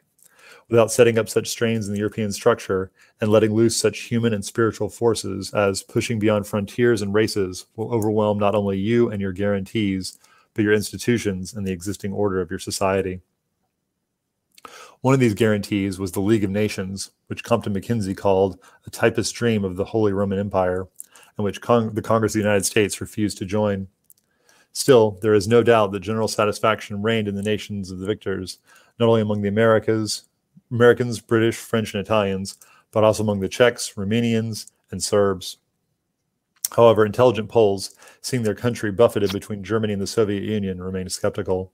Yet history, always immensely brutal, might have said to the defeated, "Since you were disloyal to your better self, to your heritage and traditions, you will serve not emperors, but exterminators in abject slavery, pitiless megalomaniacs who will force you back to another slaughter." And to the victors she would say, "Profiting from your huge superiority in men and wealth, you have abused your triumph and paid dearly not only with men, women, and children, but also with your worldwide prestige and possessions." Looking back to World War I, the old democratic enthusiasm for extending the great ideals of the French Revolution reappears, even at the price of enormous bloodshed, because democracy means to simple spirits freedom from rule from above or outside. When a compromise peace was in the offing, the Democratic idealists went up in arms. The left hand of Wilson in foreign politics, George D. Herron, preferred even a Prussian victory to a compromise peace, which to him meant aristocracy, Ruhr barons, Habsburgs, and the Catholic Church, and would break God's heart, whereas even after a triumph of the Hohenzollerns, the nations still might awake after a long, baleful night to cosmic intimacy and infinite knowledge. Wilson greatly admired Herron and made him his go-between in Europe during the war, thus giving him the opportunity to torpedo the Austrian peace effort in February 1918, for it would have meant the political survival of the Habsburgs. Yet, under conscription, the lives of soldiers are of little value, since they are easily replaced. The same holds true for the rebuff suffered by the secret German right before the outbreak of the Second World War, the Halder-Beck conspiracy, and then for the rebuff during the war of their efforts through Dr. Bell, the Bishop of Chichester, who begged in vain to get the cooperation of Winston Churchill. The Germans had to sign the treaty in Versailles because the hunger blockade worked like thumbscrews. The hope for a liberal democracy in Russia had been snuffed out by the radical social democrats, the so-called Bolsheviks, and thus Russia was no longer a fit partner in a league of honor, as Wilson had greeted the rule of Alexander Kerensky. 20 years later, the new Russia, the socialist fatherland, had the delightful chance to start the Second World War jointly with the National Socialists. Had the European monarchs ever tried to enforce monarchism in the Second or Third French Republic, in Brazil after the fall of the monarchy, or in Portugal in 1910? No, because there's no such thing as monarchism. Democracy, as democratism, is a Gnostic ideology hell-bent on saving the world. Monarchy is familialistic. The family is something natural. It needs no philosophical impulses. It represents no secular religion. Yet, to make people happy, after one's own fashion, sometimes requires a little and occasionally even a lot of pressure. In February 1914, Mr. Wilson thought that the Mexicans would be much happier if, politically, they imitated the United States, which in turn had imitated France. This worried Sir Edward Grey, the British foreign minister. Between him and American ambassador Walter Hines Page, a curious dialogue developed. The theme was Mexican reluctance to adopt a full-fledged democracy, which the United States, after all, had fostered and abetted in Mexico even before they had supported Benito Juarez, the murderer of Emperor Maximilian. The exchange of opinions went as follows. Gray: suppose you have to intervene, what then? Page: make them vote and live by their decisions. Gray: but suppose they will not so live. Page: we'll go in again and make them vote again. Gray: and keep this up for 200 years? Page: yes. The United States will be here for 200 years, and it can continue to hoot them for that little space till they learn to vote and rule themselves. With that unsophisticated mentality, the young democracies were forced to enjoy self-government, to rave about their new republican liberty. This wording reminds one of the Napoleonic conquerors of the Tyrol and the spirit in which the suburban Paris treaties were dictated. France had drowned Europe in blood in the 1795 to 1815 period. Yet, at the Congress of Vienna, its delegates were received with great honor.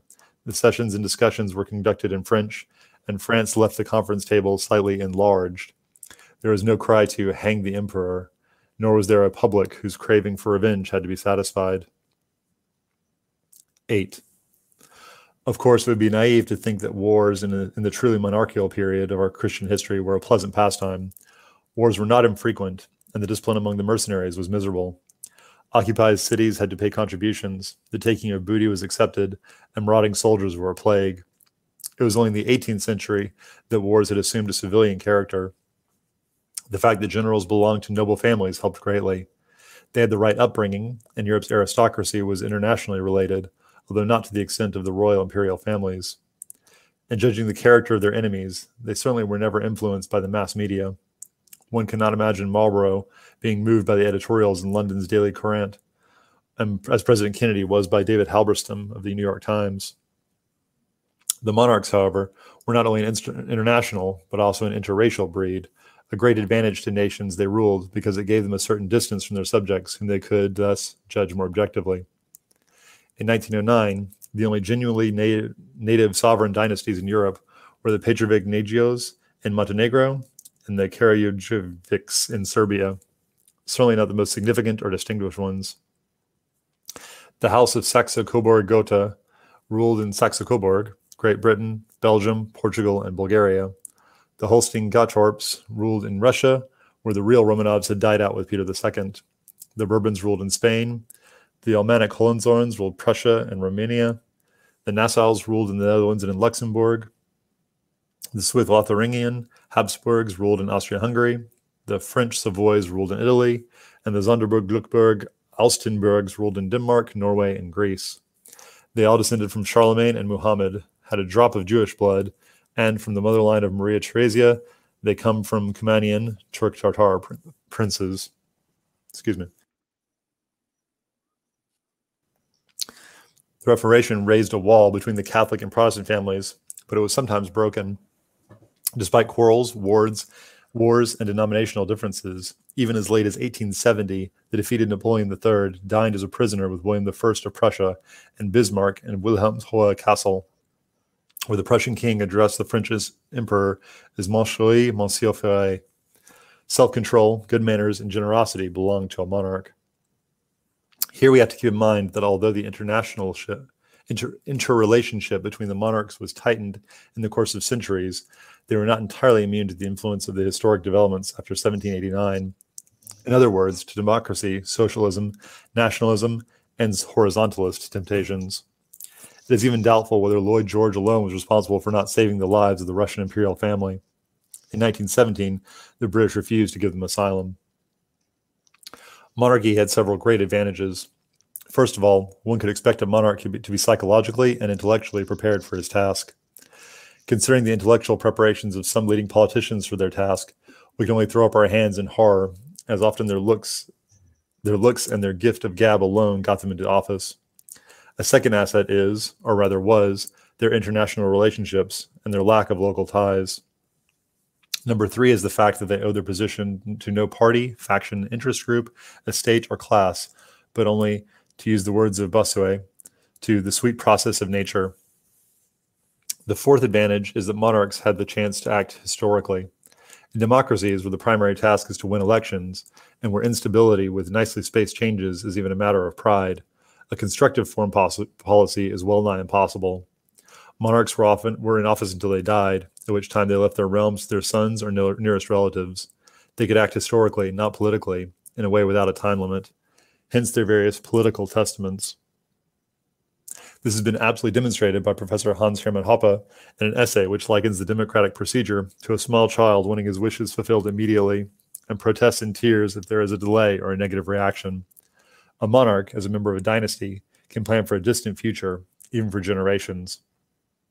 Yet it would be most erroneous to believe that a return to monarchy, even a Christian monarchy, would solve all of our problems. Recall the praise of the great monarchist Charles Maurras bestowed on this form of government. Le moindre mal, le possible du bien.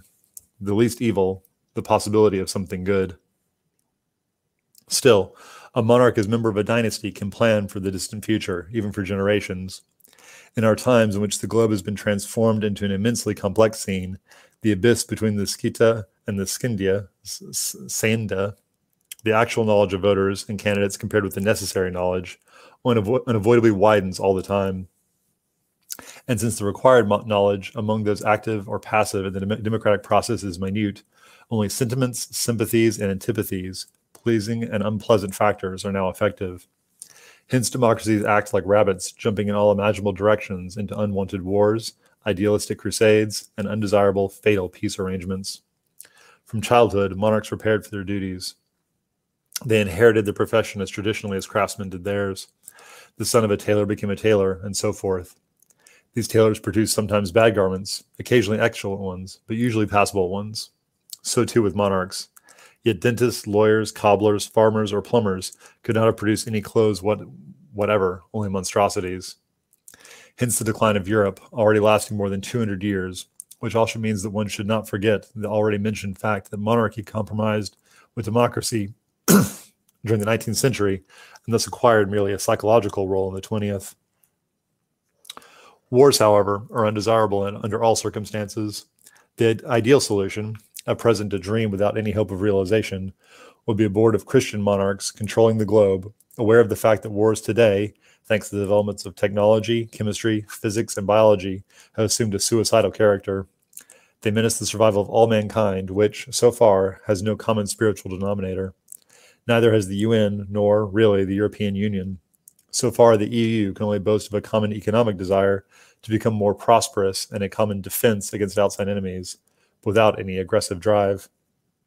Under these circumstances, its coat of arms should be a fat porcupine, a beast fairly safe in its natural surroundings, but not a valid symbol for Europe. The porcupine. That's a pretty good one. The porcupine at the end. I don't know if that was intentional, but that's excellent, actually. Yeah, that was that's pretty good. Andrew, you're muted. I have to say that was a really good one. That made me chuckle. Same. It's like all the libertarians have porcupines as their profile pic on Twitter or season right now. Mm-hmm. Thank you, Onecast, for reading. That was excellent, absolutely incredible. I'm always impressed with Ledet. Like everything, I can read the same. Mm-hmm. I think I've listened to Monarchy and War, I think 4 times now, and every time I'm just blown away. I can't get enough of him. It's incredible. He drives this point home with historical examples which feel a lot more real than Hoppe, who is very much an a priori rationalist guy. And then it's much easier to then, if you read Hoppe and then apply those principles to what you're reading in Ledin, you're like, oh, I can now make sense of history. Instead of like having these free-floating principles that you can't apply or don't know how to because you don't know what to read historically. Ledin sort of really fills that application gap because he already knows, he's already familiar with everything Hoppe knows, basically. He already agrees with all those basic economic and all of those basic economic principles of wars, private actors, private states, whatever. So he's sort of, and because of his historical knowledge, he just applies it. And it feels much more immediate than Hoppe's very brutal Teutonic style. I feel like it's a narrative. That's why it's a lot easier to grasp. People grasp the truth of narratives a whole lot easier than they do the theory or facts. Yeah, and that's why a lot. That's why like something like his Rothbard's historical essays, like in the progressive era, are a much easier read than Man, Economy, and State. You can read You can read 10 progressive eras in the time it takes to read one Man, Economy, and State.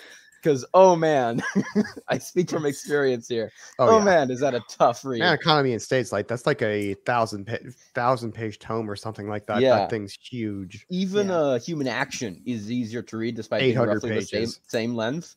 Because Mises will just break out, okay, this is the effects of the Industrial Revolution as an application to my principles, and so on and so forth. And he'll go out in these tangents. And Rothbard, being a very disciplined economist, will not allow himself to do so.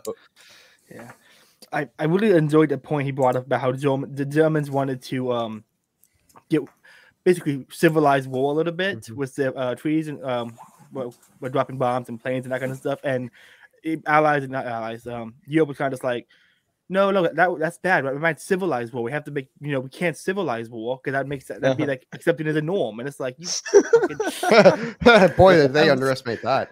I was fuming listening to that part. I was like, what the fuck? And I've heard that idea a lot, actually. I think I've heard it many times, actually. The idea, look, we can't civilize war, else we'll make it desirable. I think even the great Robert E. Lee said something, it's good that war is so terrible or else it'd be so enjoyable or something like that. It's like, well, that hasn't really stopped wars and their horrors, has it? Yeah. Hasn't really decreased it. No. Definitely has to increase that horizontalism, particularly when bombs flattening the place.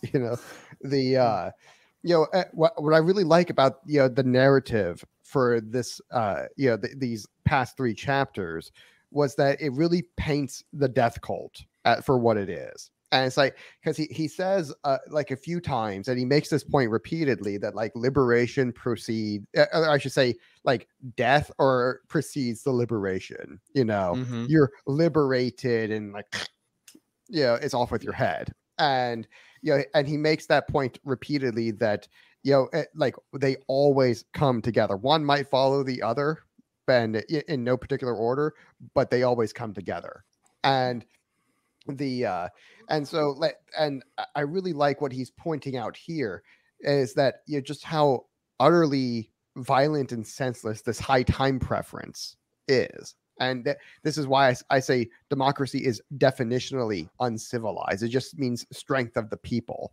And it just it just means, it's just a free-for-all brawl. No one is ruling. To rule means you apply rules and order, law and order. It doesn't mean that like someone's aggressing against you. It just means someone's giving rules, that allow people to have a sense of the natural order. And when you get into democracy, it's to hell in a handbasket, because now you can vote to basically take stuff away from other people. You can socialize property.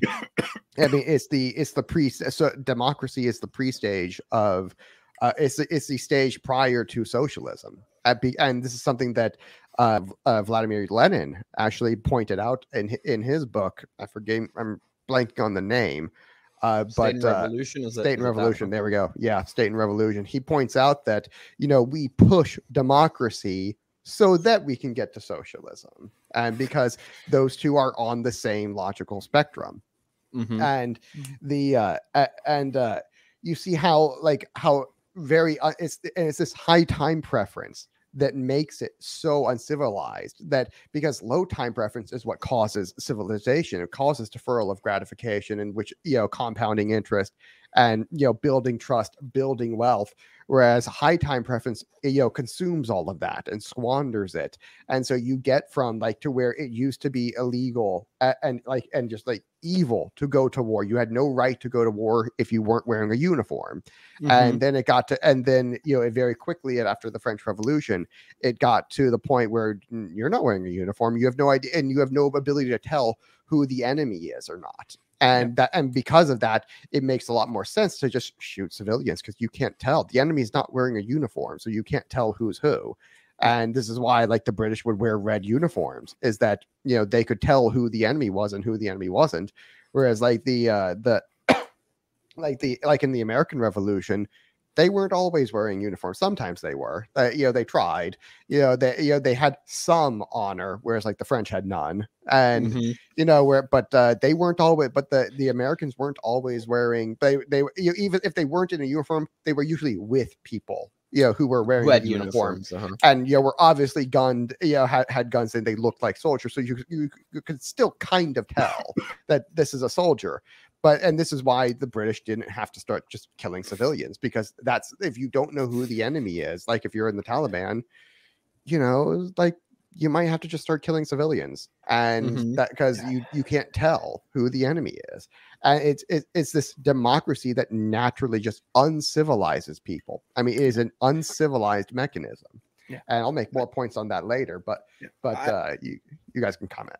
I really the part when he brought up multiple times of how people would go through the Roman standards to make change. And it reminded me of how it used to be, the Catholic Church was the intermediary between all the states. It was it was the first system of international law, and these people were trying to go back to the old ways when the other side was clearly trying to progress forward into something brand new. They rejected the old ways, and they kept the fact that they went through Roman standards to try to for surrendering. The unconditional surrender policy prevented that. It's just absurd. Exactly. And that they, I mean, and you see with Churchill, he wanted the war. Famously. Famously. Way before it started. I think he wanted it since 32 or something. Yeah. I mean, the dude was fucked up by the First World War. And this guy, I mean, he was like a John McCain type character, where he was absolutely, just fucked in the head by war. I mean, it just absolutely screwed with his brain, and then he got a taste of power, and he just wanted to kind of relive his traumas. Yeah, he actually fought in the Boer War as well. He didn't fight in this. Yeah, he was famously responsible for the Gallipoli disaster in the First World War, which is still a cause of resentment from the Australians to this day to British rule. I really like the point about when you democratize, let me just mute my phone real quick. When war's democratized, it really decentralizes the, how to put this, becomes a war on culture pretty much, because now it's a war against the ruling class, it's a war on the people, so the attacking of churches and monasteries, of traditional cultural landmarks. Now it's a war on culture, and it's just it's so much more brutal in so many ways, Well, it's kill the idea. That's why he mentions that the difficulty, one of the worst results of democratization of wars was and remains the difficulty of terminating a war by peace, or at least a lengthy period of peace. Yeah, this is because in democracy, you fight a war for ideology, and there's no killing a fucking idea. Not only do you fight a war for ideology, but you fight a war between peoples. It's inherently exterminationist because it's all these peoples against all those peoples. All the peoples are involved in the war in some way because it's democratic. It's all they're all soldiers in one, directly or indirectly, and so they're all to be regarded as enemy combatants. Eincast, you guys need to add, or you rested your voice to read it? I was trying to rest a little bit. I think it's interesting that they mentioned some of the bombing efforts, especially during the Second World War, where it's like, okay, they didn't want to take any flak, so just drop the bombs wherever, doesn't matter if it's in the middle of the city or if it's actually hitting the targets. And this sort of idea of trying to, and we see it now in a lot of different ways in terms of economic sanctions, that sort of thing. Is okay. How do we need to punish the citizens for this war that we oppose? And it's this detachment from that. I think this comes in the footnotes. There's this very clear idea that the wars, sort of pre 1789, were wars between monarchs, and they would fund it themselves, and they would hire the mercenaries themselves, and the citizens would try to stay out of the way as much as possible. And with democratization, you have this idea. Okay, now it's because this is ultimately, we consider this the fault of the citizens. We know one really directly in a lot of cases blames the rulers in a democracy for the wars that they start. It becomes excusable to, okay, we need to inflict physical, mental, economic, emotional harm on the people, destroying their monuments, destroying their churches, nuking their cities, so that even if they are not directly responsible, they will rise up and overthrow their rulers. Which is so ridiculous. How are the people going to rise up and overthrow the government? Come on, yeah, it's like if you're fighting a war to overthrow the government and you can't do it, how the fuck are the people going to do it? Yeah. And but it's so much worse than that too, because he makes this point that like these rulers who are doing this for political reasons, not for military reasons, because they want to get reelected. And if the boys start dying, that's going to cause a lot of hatred and going to really hurt the war effort. So he's naturally incentivized to let the planes fly a lot higher instead of a lot lower, where they can be shot at, so that his own people don't die. Even if they don't hit the target, they end up hitting innocent civilians. And so the Democrats are actually incentivized to be more bloodthirsty in war, and to have an ideology that rationalizes this sort of behavior. There's all those people, they have bad ideas anyway, so they're bad people and they deserve to die. And it's a monstrous and you're painting all of these people as innocent people as just guilty of deserving of death for no reason. You see this thing in today, like with the Muslims in Afghanistan. The vast majority of these people are just not terrorists; they just don't want to be involved, and very few of them are like the Taliban or Al Qaeda. And so, but all the same, we drone bombed a house and we killed a bunch of children. Oh well, and at least they weren't voters, right? Yeah, at least they're not our voters. Yeah, exactly. And it's just this absolute, and it's like they train their actual voters to hate the enemy. He mentions this here, where he says, "Hey, since these people had been taught to hate the enemy, the agitated masses in reality voted for, even if indirectly, these dictates that what the treaties supposedly actually were." And in Britain, we had the famous khaki election, an orgy of demagoguery, in which Lloyd George promised to ruin the German middle class. It ran on ruining their middle class, not the Kaiser, not Hitler, the middle class. What the fuck? That's such an insane statement. It's like, by the way, this is the same exact reason they hate capitalism, because that's a monarchy as well. It's like they train their people to always hate anyone who could possibly oppose them, who thinks differently than them. And like this is the sort of thing that they do is in order to maintain their power, is they always keep that hatred going in a different direction. I mean, this is the and to the point, like they do not care about like killing innocent people. That's why I say it's so ironic when they're the ones saying that, oh, we should hang the Kaiser, and really they're the ones who like should be hung. It's funny because they're like, and what did this cause? Like back then they were like, oh, the Kaiser is the most evil man in the world. He's basically Hitler. And they're like, who's Hitler? It's like, we didn't get that guy yet. We got him. We got Hitler because of the republic they created after they got rid of the monarch. I think Eric doesn't really get the Ludin doesn't really quite get into this, but something I think is interesting is he mentioned, I think what we read last time, he talked a lot about the propaganda and being able to demonize and dehumanize the enemy. But I think something that you also that's sort of necessary for that is there needs to be suffering of the native people. Like what you see a lot in a lot of modern American conflicts is people are dying overseas, and it's not that we necessarily hate them; it's just a lot of Americans just don't care.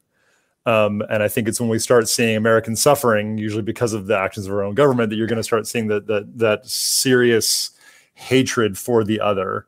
I think you see that a lot, certainly in World War I and World War II, especially in the UK, and that's why they were so eager to enact their revenge on the Germans, because the British suffered so terribly under their own government, particularly in World War II. And I wonder about as the sort of American empire begins its decline.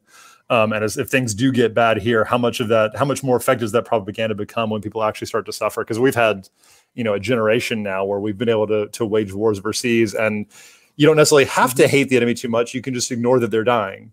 I think that the hatred might get turned up as soon as there's a reason for it, even if it's misplaced. This is why I want to really start taking over the education system with the GOP Mises Caucus. Is that we need to be pushing ideology like this in the schools, about monarchy and war, about hey, this is the sort of thing that they do.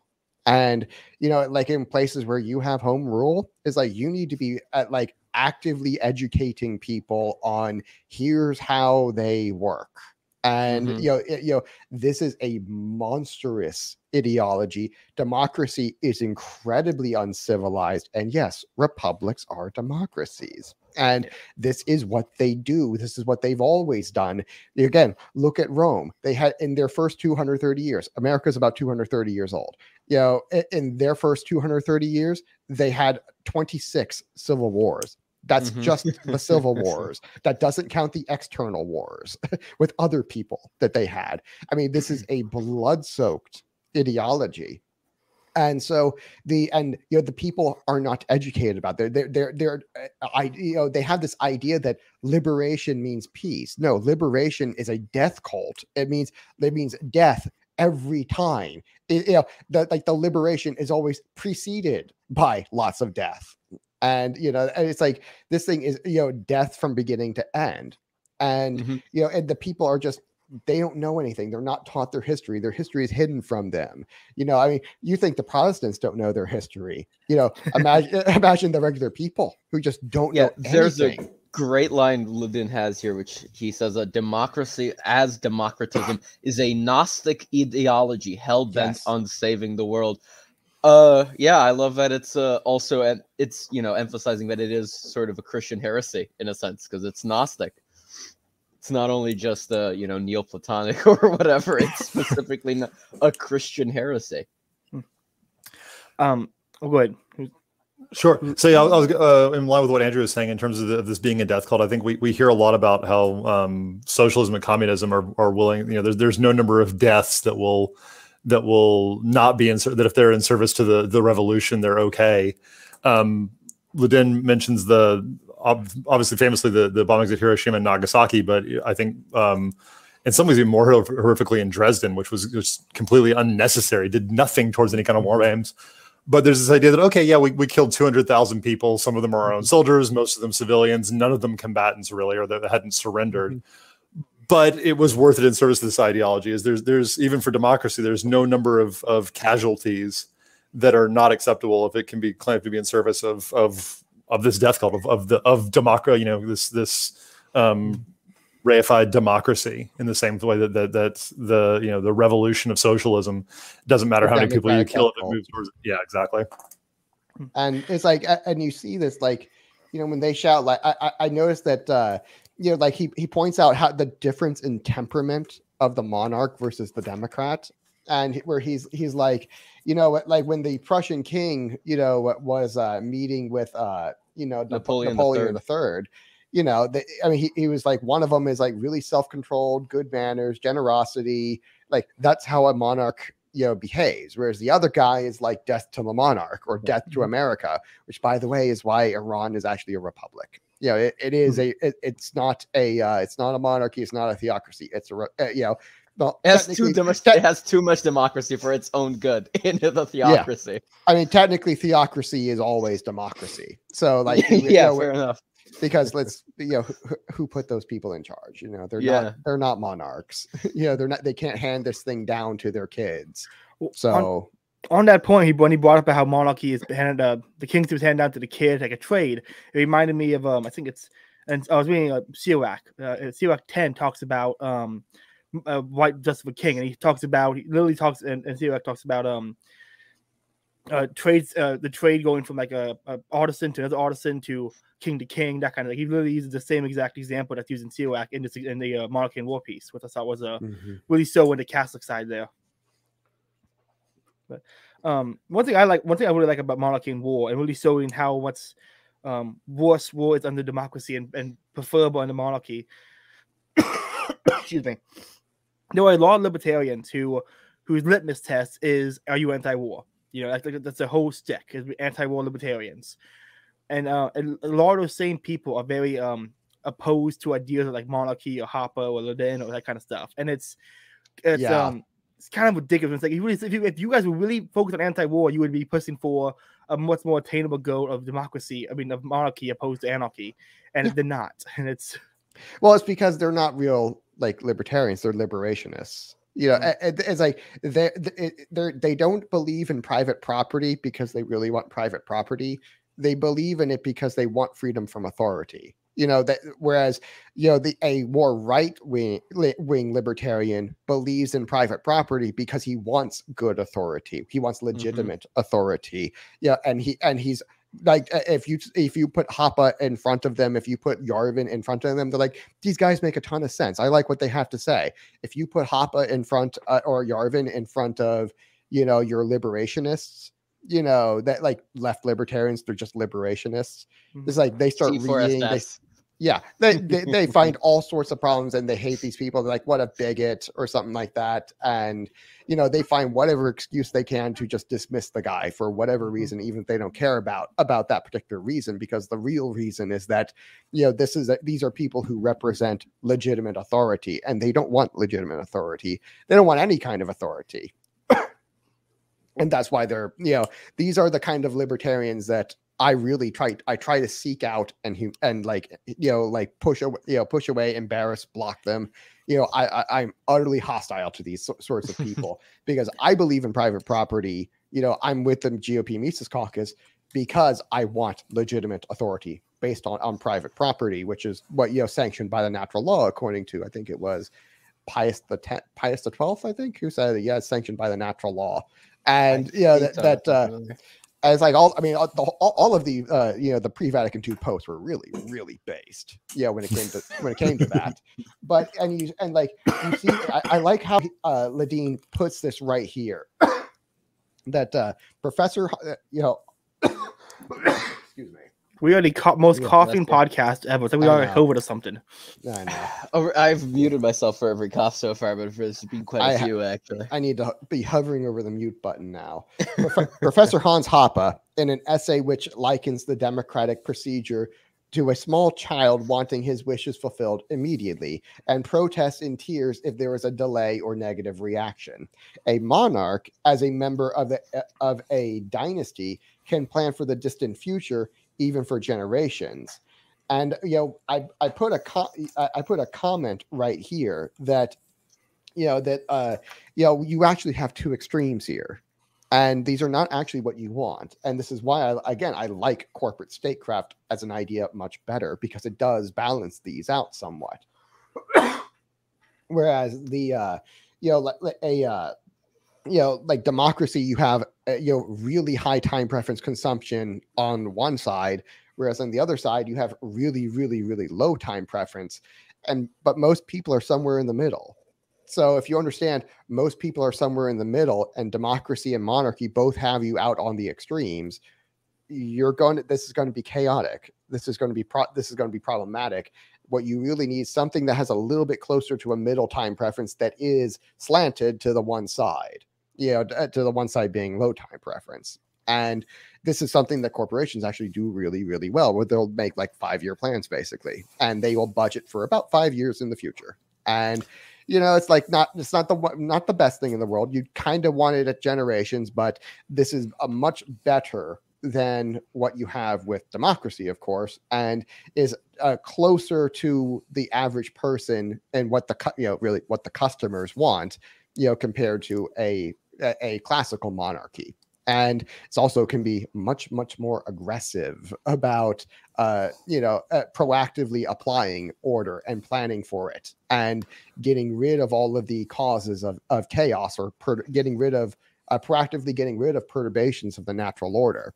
And this is the, it's like, I really like. There's one word that I think is comment that's really related to that concept. That he says, yet dentists, lawyers, cobblers, farmers, or plumbers could not have produced any clothes. Where he's talking about, hey, like a clothes person, a tailor hands his trade craft down to his kid, just like the king does to his, just like the king does for his son. And if the tailors sometimes produce bad garments, but most of them get it pretty good. Mm-hmm. And some of them do fantastic work. Whereas if you try to have dentists and lawyers and cobblers and all that try to make clothes, they come out as abominations. And it's like, cool, now try statecraft. You know what I mean? It's like mm-hmm. I mean that's his point right here, is that it's like nobody it would say that, hey, let's all try to make clothes for ourselves. These are all going to come out awful, except for the people who actually know how to do it. And yet there's this idea in democracy that, every vote counts, or everyone, every opinion is just as valid as the next one. Everyone matters, and they all matter equally. And this pluralism and this bullshit like that. And it's like, of course not. It's like it's an obvious place where this should not be the case, and we don't do this anywhere else. And we assume, but it's just like taken as a given here that that this is the right and moral thing, that everyone should have an equal say in how statecraft should be made. But they have no clue how this thing is done. And this is like, and you would never do this in any other industry, any other service. It's not, well, except for religion. I have to point that out with the Protestants. Yeah, that is like, okay, mm-hmm. And by the way, those two are related. Politics and religion are intrinsically related. Mm-hmm. And I think to your point about, like, I mean, why should we not let market mechanisms dictate who is in charge of statecraft like we do for everything else? And also, you mentioning that sort of corporatism has this sort of nice middle ground in terms of time precedence, but because it responds to market incentives, it can raise or lower time preference in accordance with what the populace would like. Again, can it get to generational time frames? Maybe not, but whether or not a 5-year plan is appropriate, or a 1-year plan, or a 20-year plan is going to be dictated by the market. Well, it's going to be dictated by the profit mechanism. Right. And it's like that. Mm-hmm. That's the best, because you do have industries like the lumber industry, which, like, okay, that tree takes like 15, 20 years to grow. You got to plan for the future with that one. Mm-hmm. And you see this with like agriculture too. There are industries that do this, where they will plan years and years in advance, like many years in advance. And so the market is fully capable of doing this because of that profit mechanism. So whatever maximizes that kind of profit excuse me. I missed the button again. But this is why, because of that, you do get something more of a middle preference with corporations, but it's slanted to the right, towards low time preference because of that profit mechanism. It has to be produced. Profit has to be produced. Because it has a real existence, and you can't simply predate it because you wouldn't have anything to predate. You have to, the profit has to be produced before someone can predate it. You know what I mean? And so this is something Rothbard talked about in Anatomy of the State. And so this is always so corporations always going to have closer to a middle preference that's slanted rightward and slanted towards low time preference. And how slanted that is depends on, what's the time scale of this. And so, a corporation, it may have a normal corporation might have a 5-year time span, but a state corporation might very well have a very long time span as well. That might be close to intergenerational. It might be it's like very super generational, where they're planning like centuries in advance. That could easily be the case, but usually not. Usually it's going to be a little bit closer to the middle. And by the way, if our government were even planning 8 years in advance, that would still be a huge improvement. At least a fourfold improvement, because they're not even planning for they're planning 2 years in advance, but they're planning for the next election, not for the betterment of the people. Well, that's what's so interesting to me is I would think sort of the highest you can get time preference in our current system would be 2 years. We plan when's the next election. I swear it's gotten shorter. I really think that watching the way that the U.S. is being governed right now, that no one is even thinking to November right now, because if they would, feels month to month, at least on Twitter. Unless there is some larger plan, if these people are planning on being reelected, they're really bad at it. They sort of will realize some point over the summer, we need to start getting out messaging so we can get reelected. Trust the plan, man. Trust the plan. They haven't been working for 2 years towards re-elections. Their time preference is even Trump higher than that. The shadows planning for the next 20 elections. And Time Magazine Part 2: How We Fortified This Election. Right. Yeah. It's at this point, I say okay, they're definitely not planning for the future at all. They're just reacting at this point. This is pure action reaction right now, and this is not planning for the future at all. And so, it's I have to think these people have got to be smarter than that. They planning. So I think this is one of the things I love about going off topic a little bit. Hayek's road to serfdom is this idea of why the worst end up at the top is that you have incentivized the kind of people that have incredibly high time preference, the kind of people that could get to their primary, they could get to they can get to next month in as most devious and advantageous manner as possible, and that don't think more than a week or a month ahead. Whatever the highest time preference that can survive is the one that's going to end up thriving. And so what you see is leadership has just become entirely that kind of individual who can't even look to the next election. Even the one who's willing to squander the most social trust is the one who gets elected. But also because if the person who can plan 20 years in advance is not necessarily the person who can produce results in a year or fake results or whatever you want, so they're not going to get elected.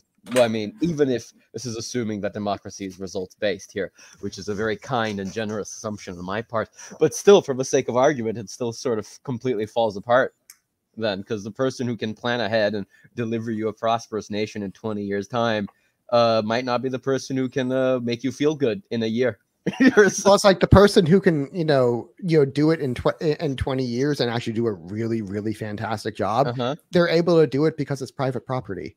You know what I mean? It's these are the people with that kind of mindset. That's where that mindset goes. They don't go to the I always marvel at these businessmen who are oh, I'm a successful businessman. I'm going to get in there and I'm going to change the system. And it's there is no corporation on the planet that runs itself like the U.S. federal government. It's not just and I don't just mean like a ship of drunken sailors. What I mean is that it's a ship of drunken sailors that fight with each other at every single decision and undermine each other at every single decision. And there's nobody in charge. And it's there is no business that runs by simply fighting with itself, all day long and sniping at each other all day long. This is a business that would go out of business in a month. This would never exist. And so when a businessman is trying to get in there, like, and he's like, going to be flabbergasted. Like, I can't believe anybody would do it. Like, yeah, this is why we shouldn't run the government this way. That's exactly why, the reason why we have all of these businessmen coming in here to fix the system is exactly why we shouldn't run the government this way. American democracy is a ship of drunken sailors headed by a senile captain with a drug addict for a son. Well, so things are going well. I mean, that's the real risk of monarchy, is that like you could end up with a senile old man run by handlers and underlings as your ruler. I mean, God, that is the worst case scenario for monarchy. We've gone for an hour. Oh, go ahead. And I was going to say, actually, the real worst case is you could get like a Joffrey Baratheon type sociopath reptile, like Kamala Harris in charge. Oh God, I was say the same thing. Too soon. The same thing. Too soon. Knock on wood. Don't jinx us. Lord willing, we won't get her. It's weird. I like how to put this. The hope a president doesn't like die in office was weird for an anarchist, but I think a lot of anarchists are actually like going to pray that Biden lives, and it's just a testament to how crazy the times are nowadays. I hope Biden lives to see Roe v. Wade repealed. I hope we get our first. do his Catholic heart proud. Yeah, we have to. Yeah, well, I say we. I'm not American, but America has to have Roe v. Wade repealed with a nominally Catholic president. Well, I don't say. Well, not nominally. If he's baptized, then he is technically Catholic, and I hope he does repent. I do pray for his repentance for any private sins he has done, which are probably many. He's a lowercase c Catholic. Yeah. But I do pray he has at least a final moment before his death. He's safe between the saddle and the ground. In his final moment of lucidity before the true senility kicks in. Yeah. Okay. Yeah. I mean, I hope so. Boy, is that's a God, the chances are low. The chances are low, but hey, dare we hope. Well, we've gone for an hour. Anybody have anything else they want to say before I announce the next live reading we're doing? Let me see. There's a few things that we could have gotten into Nagasaki that I brought up, such as I think few people know that St. Maximilian Kolbe he founded one of the churches that survived in Nagasaki after the bombing. If we got into that, I would have brought that up. But aside from that, which I was, bringing on, I think we talked briefly about Nagasaki, Hiroshima, and Dresden. So that was enough to touch on what Ledin was talking about. So aside from that, I don't really have much. And just to add on to that very briefly, and I think Ludin does an excellent job sort of weaving in the religious subtext. As a Catholic, it's not overt, but it's there. And he mentions in a footnote about how Nagasaki was the cradle of the Catholic Church in Japan. Yes, very much so. That Wilson managed. The oldest Catholic church in Japan, Odan Catholic Church, is in Nagasaki, 3 miles from the ground zeros of the bomb. And then with that Truman did a better job of wiping out Catholicism in Japan than 250 years of the emperor ever could. Yeah, very true. Actually, very, very true. Very true. Andrew, any final points? Nope. Okay, well, the next live reading we're going to do. Actually, one final point. I do have one after all. He says, when he talked about the UN, neither has the UN nor really the European Union so far. The EU can only boast of economic desire to become more prosperous and a common defense against the outside enemies, but without any aggressive drive whatsoever. Like, this is definitely a reference to the LP. Oh, this is like one of the best references to the LP. It's like, a desire to become prosperous. A vague desire. One day we're going to spread that message. Yep. Yeah. Boy, timeless truth. Huh. There were a few digs here. I feel like I don't know when this was written. I know he died in 99, I think it was. So I was trying to find a date on it. It looks like this was published posthumously, though. The earliest thing I see anywhere is 2000, so just after his death. And for some context, I think this was put it a year before Democracy God that failed. So yeah, this might have been a talk. I have the impression it was, and then made to an essay for a book collection. I think that was about my God. But... So this was probably a talk a few years before he died. I think. Yeah. Which really speaks to the man's activity, being able to deliver one hell of a talk in his final years. Apparently, he spoke like 12 languages or something, a whole bunch of languages. He was a polyglot. he spoke Japanese, and I need to make Eric Vaughn could do then like weeb memes, like him holding like a waifu pillow and like make some weeb memes. I think that'd be a very funny way to like the Hopper weeb memes. We need to make the Hopper. You're really gonna have to explain those to him in Paradise. He's not gonna be so pleased. Also, we might need a VeggieTale form as well. Oh yeah, I will contact Sam and ask him to make another one. Anyway, so the next live we were going to do, I have to find a PDF for this one because I don't have a physical copy, but it's going to be The Three Reformers by Jacques Maritain, Lucer, Descartes, and Rousseau. A reformer of religion, a reformer of philosophy, and a reformer of morality, and the connections between them. It's going to be revolutionaries. Yeah, he's very kind. We briefly talked about this in the GC. Revolutionaries, reform is a. It's like, why in the world do we call this a reform? It's much more like a usurpation or like a revolution. It's like calling it the French Reformation. It's like, okay, I suppose that's kind of accurate. I made the point in the GC that we call it the French Revolution and not civilizational apocalypse. So hey, whatever, we're used to it. Long terms. It's gonna be a lot of fun. Start calling it the French Reformation from now. But Jacques Maritain. Yeah, Maritain is fantastic. Just a brilliant early 20th century. I guess I don't have his dates in front of me, but early to mid, I think. I noticed it. I know he's mentioned in Andrew's book he's reading right now. Live reading. Very fun fact that I discovered recently. Do you know who Biden says is his favorite Catholic philosopher? Who? Maritain. No one else. No way. And I doubt he has read any Maritain. This is real. Someone has asked him this question. This is what he said. And I think Unheard had an article like, I don't think he has read any Maritain. That cannot possibly be the case. No, he just had to pick a name. He probably just guessed the first name. You know why? Right. I think I know why. Because in politics, Maritain was the closest thing to you can come to being really good and everything else in a shitlib, because he helped draft the Universal Declaration of Human Rights for the UN. So he's famous in secular circles for that. So I think that's why he must have picked him. Okay, that makes more sense. I know he's mentioned by Marcel. How do you say his last name? Lefebvre. I know he's mentioned by I got the book and I started looking through like the table of contents. I saw Maritain. I'm like, he's there all over the place. It's weird. People I love don't like disagree with each other. It's always weird to reading two people. Like I like both of you guys. Like reading Kaczynski and Land at the same time. It's but yeah, Jacques Martin's Degrees of Knowledge is incredible. And this book, I'm only through like the first couple chapters, but yeah, we're gonna have a lot of fun with this one. Mm-hmm. All right. So, but anyway, go ahead. Uncast, give you a plug. Let's have you go first. And again, thank you for reading. Yeah, of course. Happy to do it. It's at Eincath on Twitter, anarchocatholic.substack.com. I'm trying to up the content. It's about one a month so far. And most of those things, if they're at all relevant to the content you've heard here, get cross-posted to what is now actually ostrotomism.com, if I'm not mistaken. We have the URL secure thanks to Caleb's undying efforts. Oh, wow. Well, I have secured the URL, but the website will not how to put this. I go to all the steps, and it gets to the last step. We'll go, okay, publishing the website, and then it's stuck on that page for like 24 hours and won't move past it. And so I have at some point we'll be at Ostrotomism. It's probably be another week before the website is up again. It wouldn't be Ostrotomism without technical difficulties. I think we can all admit that. It'd be something else. I'm probably gonna have to hire a dude, honestly. Like I'm tired of dealing with it. Andrew, what are your plugs? Where can people find you at?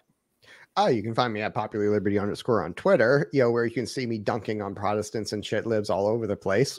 And you can also find me at Popular Liberty on YouTube, where I'm going to be posting chapter 6 of They Have Uncrowned Him by Marcel Lefebvre tomorrow. It's about a 2-hour discussion with my good friend and co-host LB Muniz, and where the subject is going to be the necessity of inequality, and we're also going to be able to dunk on libertarians at the same exact time, because their liberty and equality are two sides of the same coin, in terms of errors that they both presume to be. Like, I'm born this way. That's why you can't touch me. I'm born free and I'm born equal. It's like, nope. And so I'm going to be posting that tomorrow. And if you also want to help out at the GOP Mises Caucus, where I think do we have an Ostrotomism? I'm pretty sure we have an Ostrotomism link I'm pretty sure I gave you one, Caleb. I think you gave me one. I think you gave me one for Face Liberty in Praxis, but not for Osteotomism. I still haven't said the Face Liberty in Praxis one. All right. Well, I will. But okay. Well, I'll add a link for that. But for now, just misesgop.org/donate. And again, we can probably get back to corporate statecraft and monarchy fairly quickly. I think this is actually going to be a much cheaper, better, faster solution to getting to real liberty for the people who actually want it. Not all libertarians do. They're just anti-authority, as we discussed. Well, Belka, what are your plugs? Sure. Yeah, it's just the you can see here on the video, @available username. Bulgakov's Bemov is my tag. I don't know. I write for Ostrotomism. I'm trying to come up with an article this weekend. Already have the idea. It's about the science TM and subversion of folk norms, how we regard each other and how we interact. It's a concept I think Roger Scruton touched on Human Nature, but other writers such as Peter Geach, scholastic philosopher of the 20th century, have touched on as well. So it'll probably be relatively short, but I'll try to condense Geach and Scruton into it. So that's what I'll hopefully be finishing this weekend. But that's about it. I don't really post anywhere else outside from Twitter and Ostrotomism. Awesome. Well, you can find me on Twitter @CalebBrown549. Make sure you like, comment, share, subscribe. Go follow Ostrotomism on Twitter. Side note for my show, we have Saturday. I'm having LB Muniz on for a episode on why most libertarians don't understand philosophy. So that's going to be a lot of fun. Yeah, that's going to be a really short episode. Yeah, I don't think it'll be hard. It's going to be a very fun one. But it's we'll talk about it after. I got a lot of cool notes for that one. But yeah, that's we got more stuff in the works. Website will be back up soon. We got more live readings, more articles. We're gonna cover the next 5 proofs of existence of God soon. Then we're gonna go into some actual Austrian economics and do who's Mon's books on it again? It's Mahidon's books. It's Rousseau, Locke, and Luther. Ethics of Money Production by Guido. Okay. I said who's. We're gonna eventually cover that as a book club with I think it was Anglo. We picked for that one. And I then, need to read that one. Yeah, I haven't read any Hoostman aside from a few papers. Oh, he's amazing. We focused too much on Thomism for a little too long. We gotta actually incorporate the Austrian side of us. Yeah, I gotta get outside. Okay, here's the ontology of being. Like, no, let's get into the Austro part for a little bit. Exactly. But anyway, yeah, you guys, it's been a lot of fun. Thanks for coming on. Thanks for being a part of this whole program. I'm really enjoying the work we're putting out. So yeah, everyone have a good night.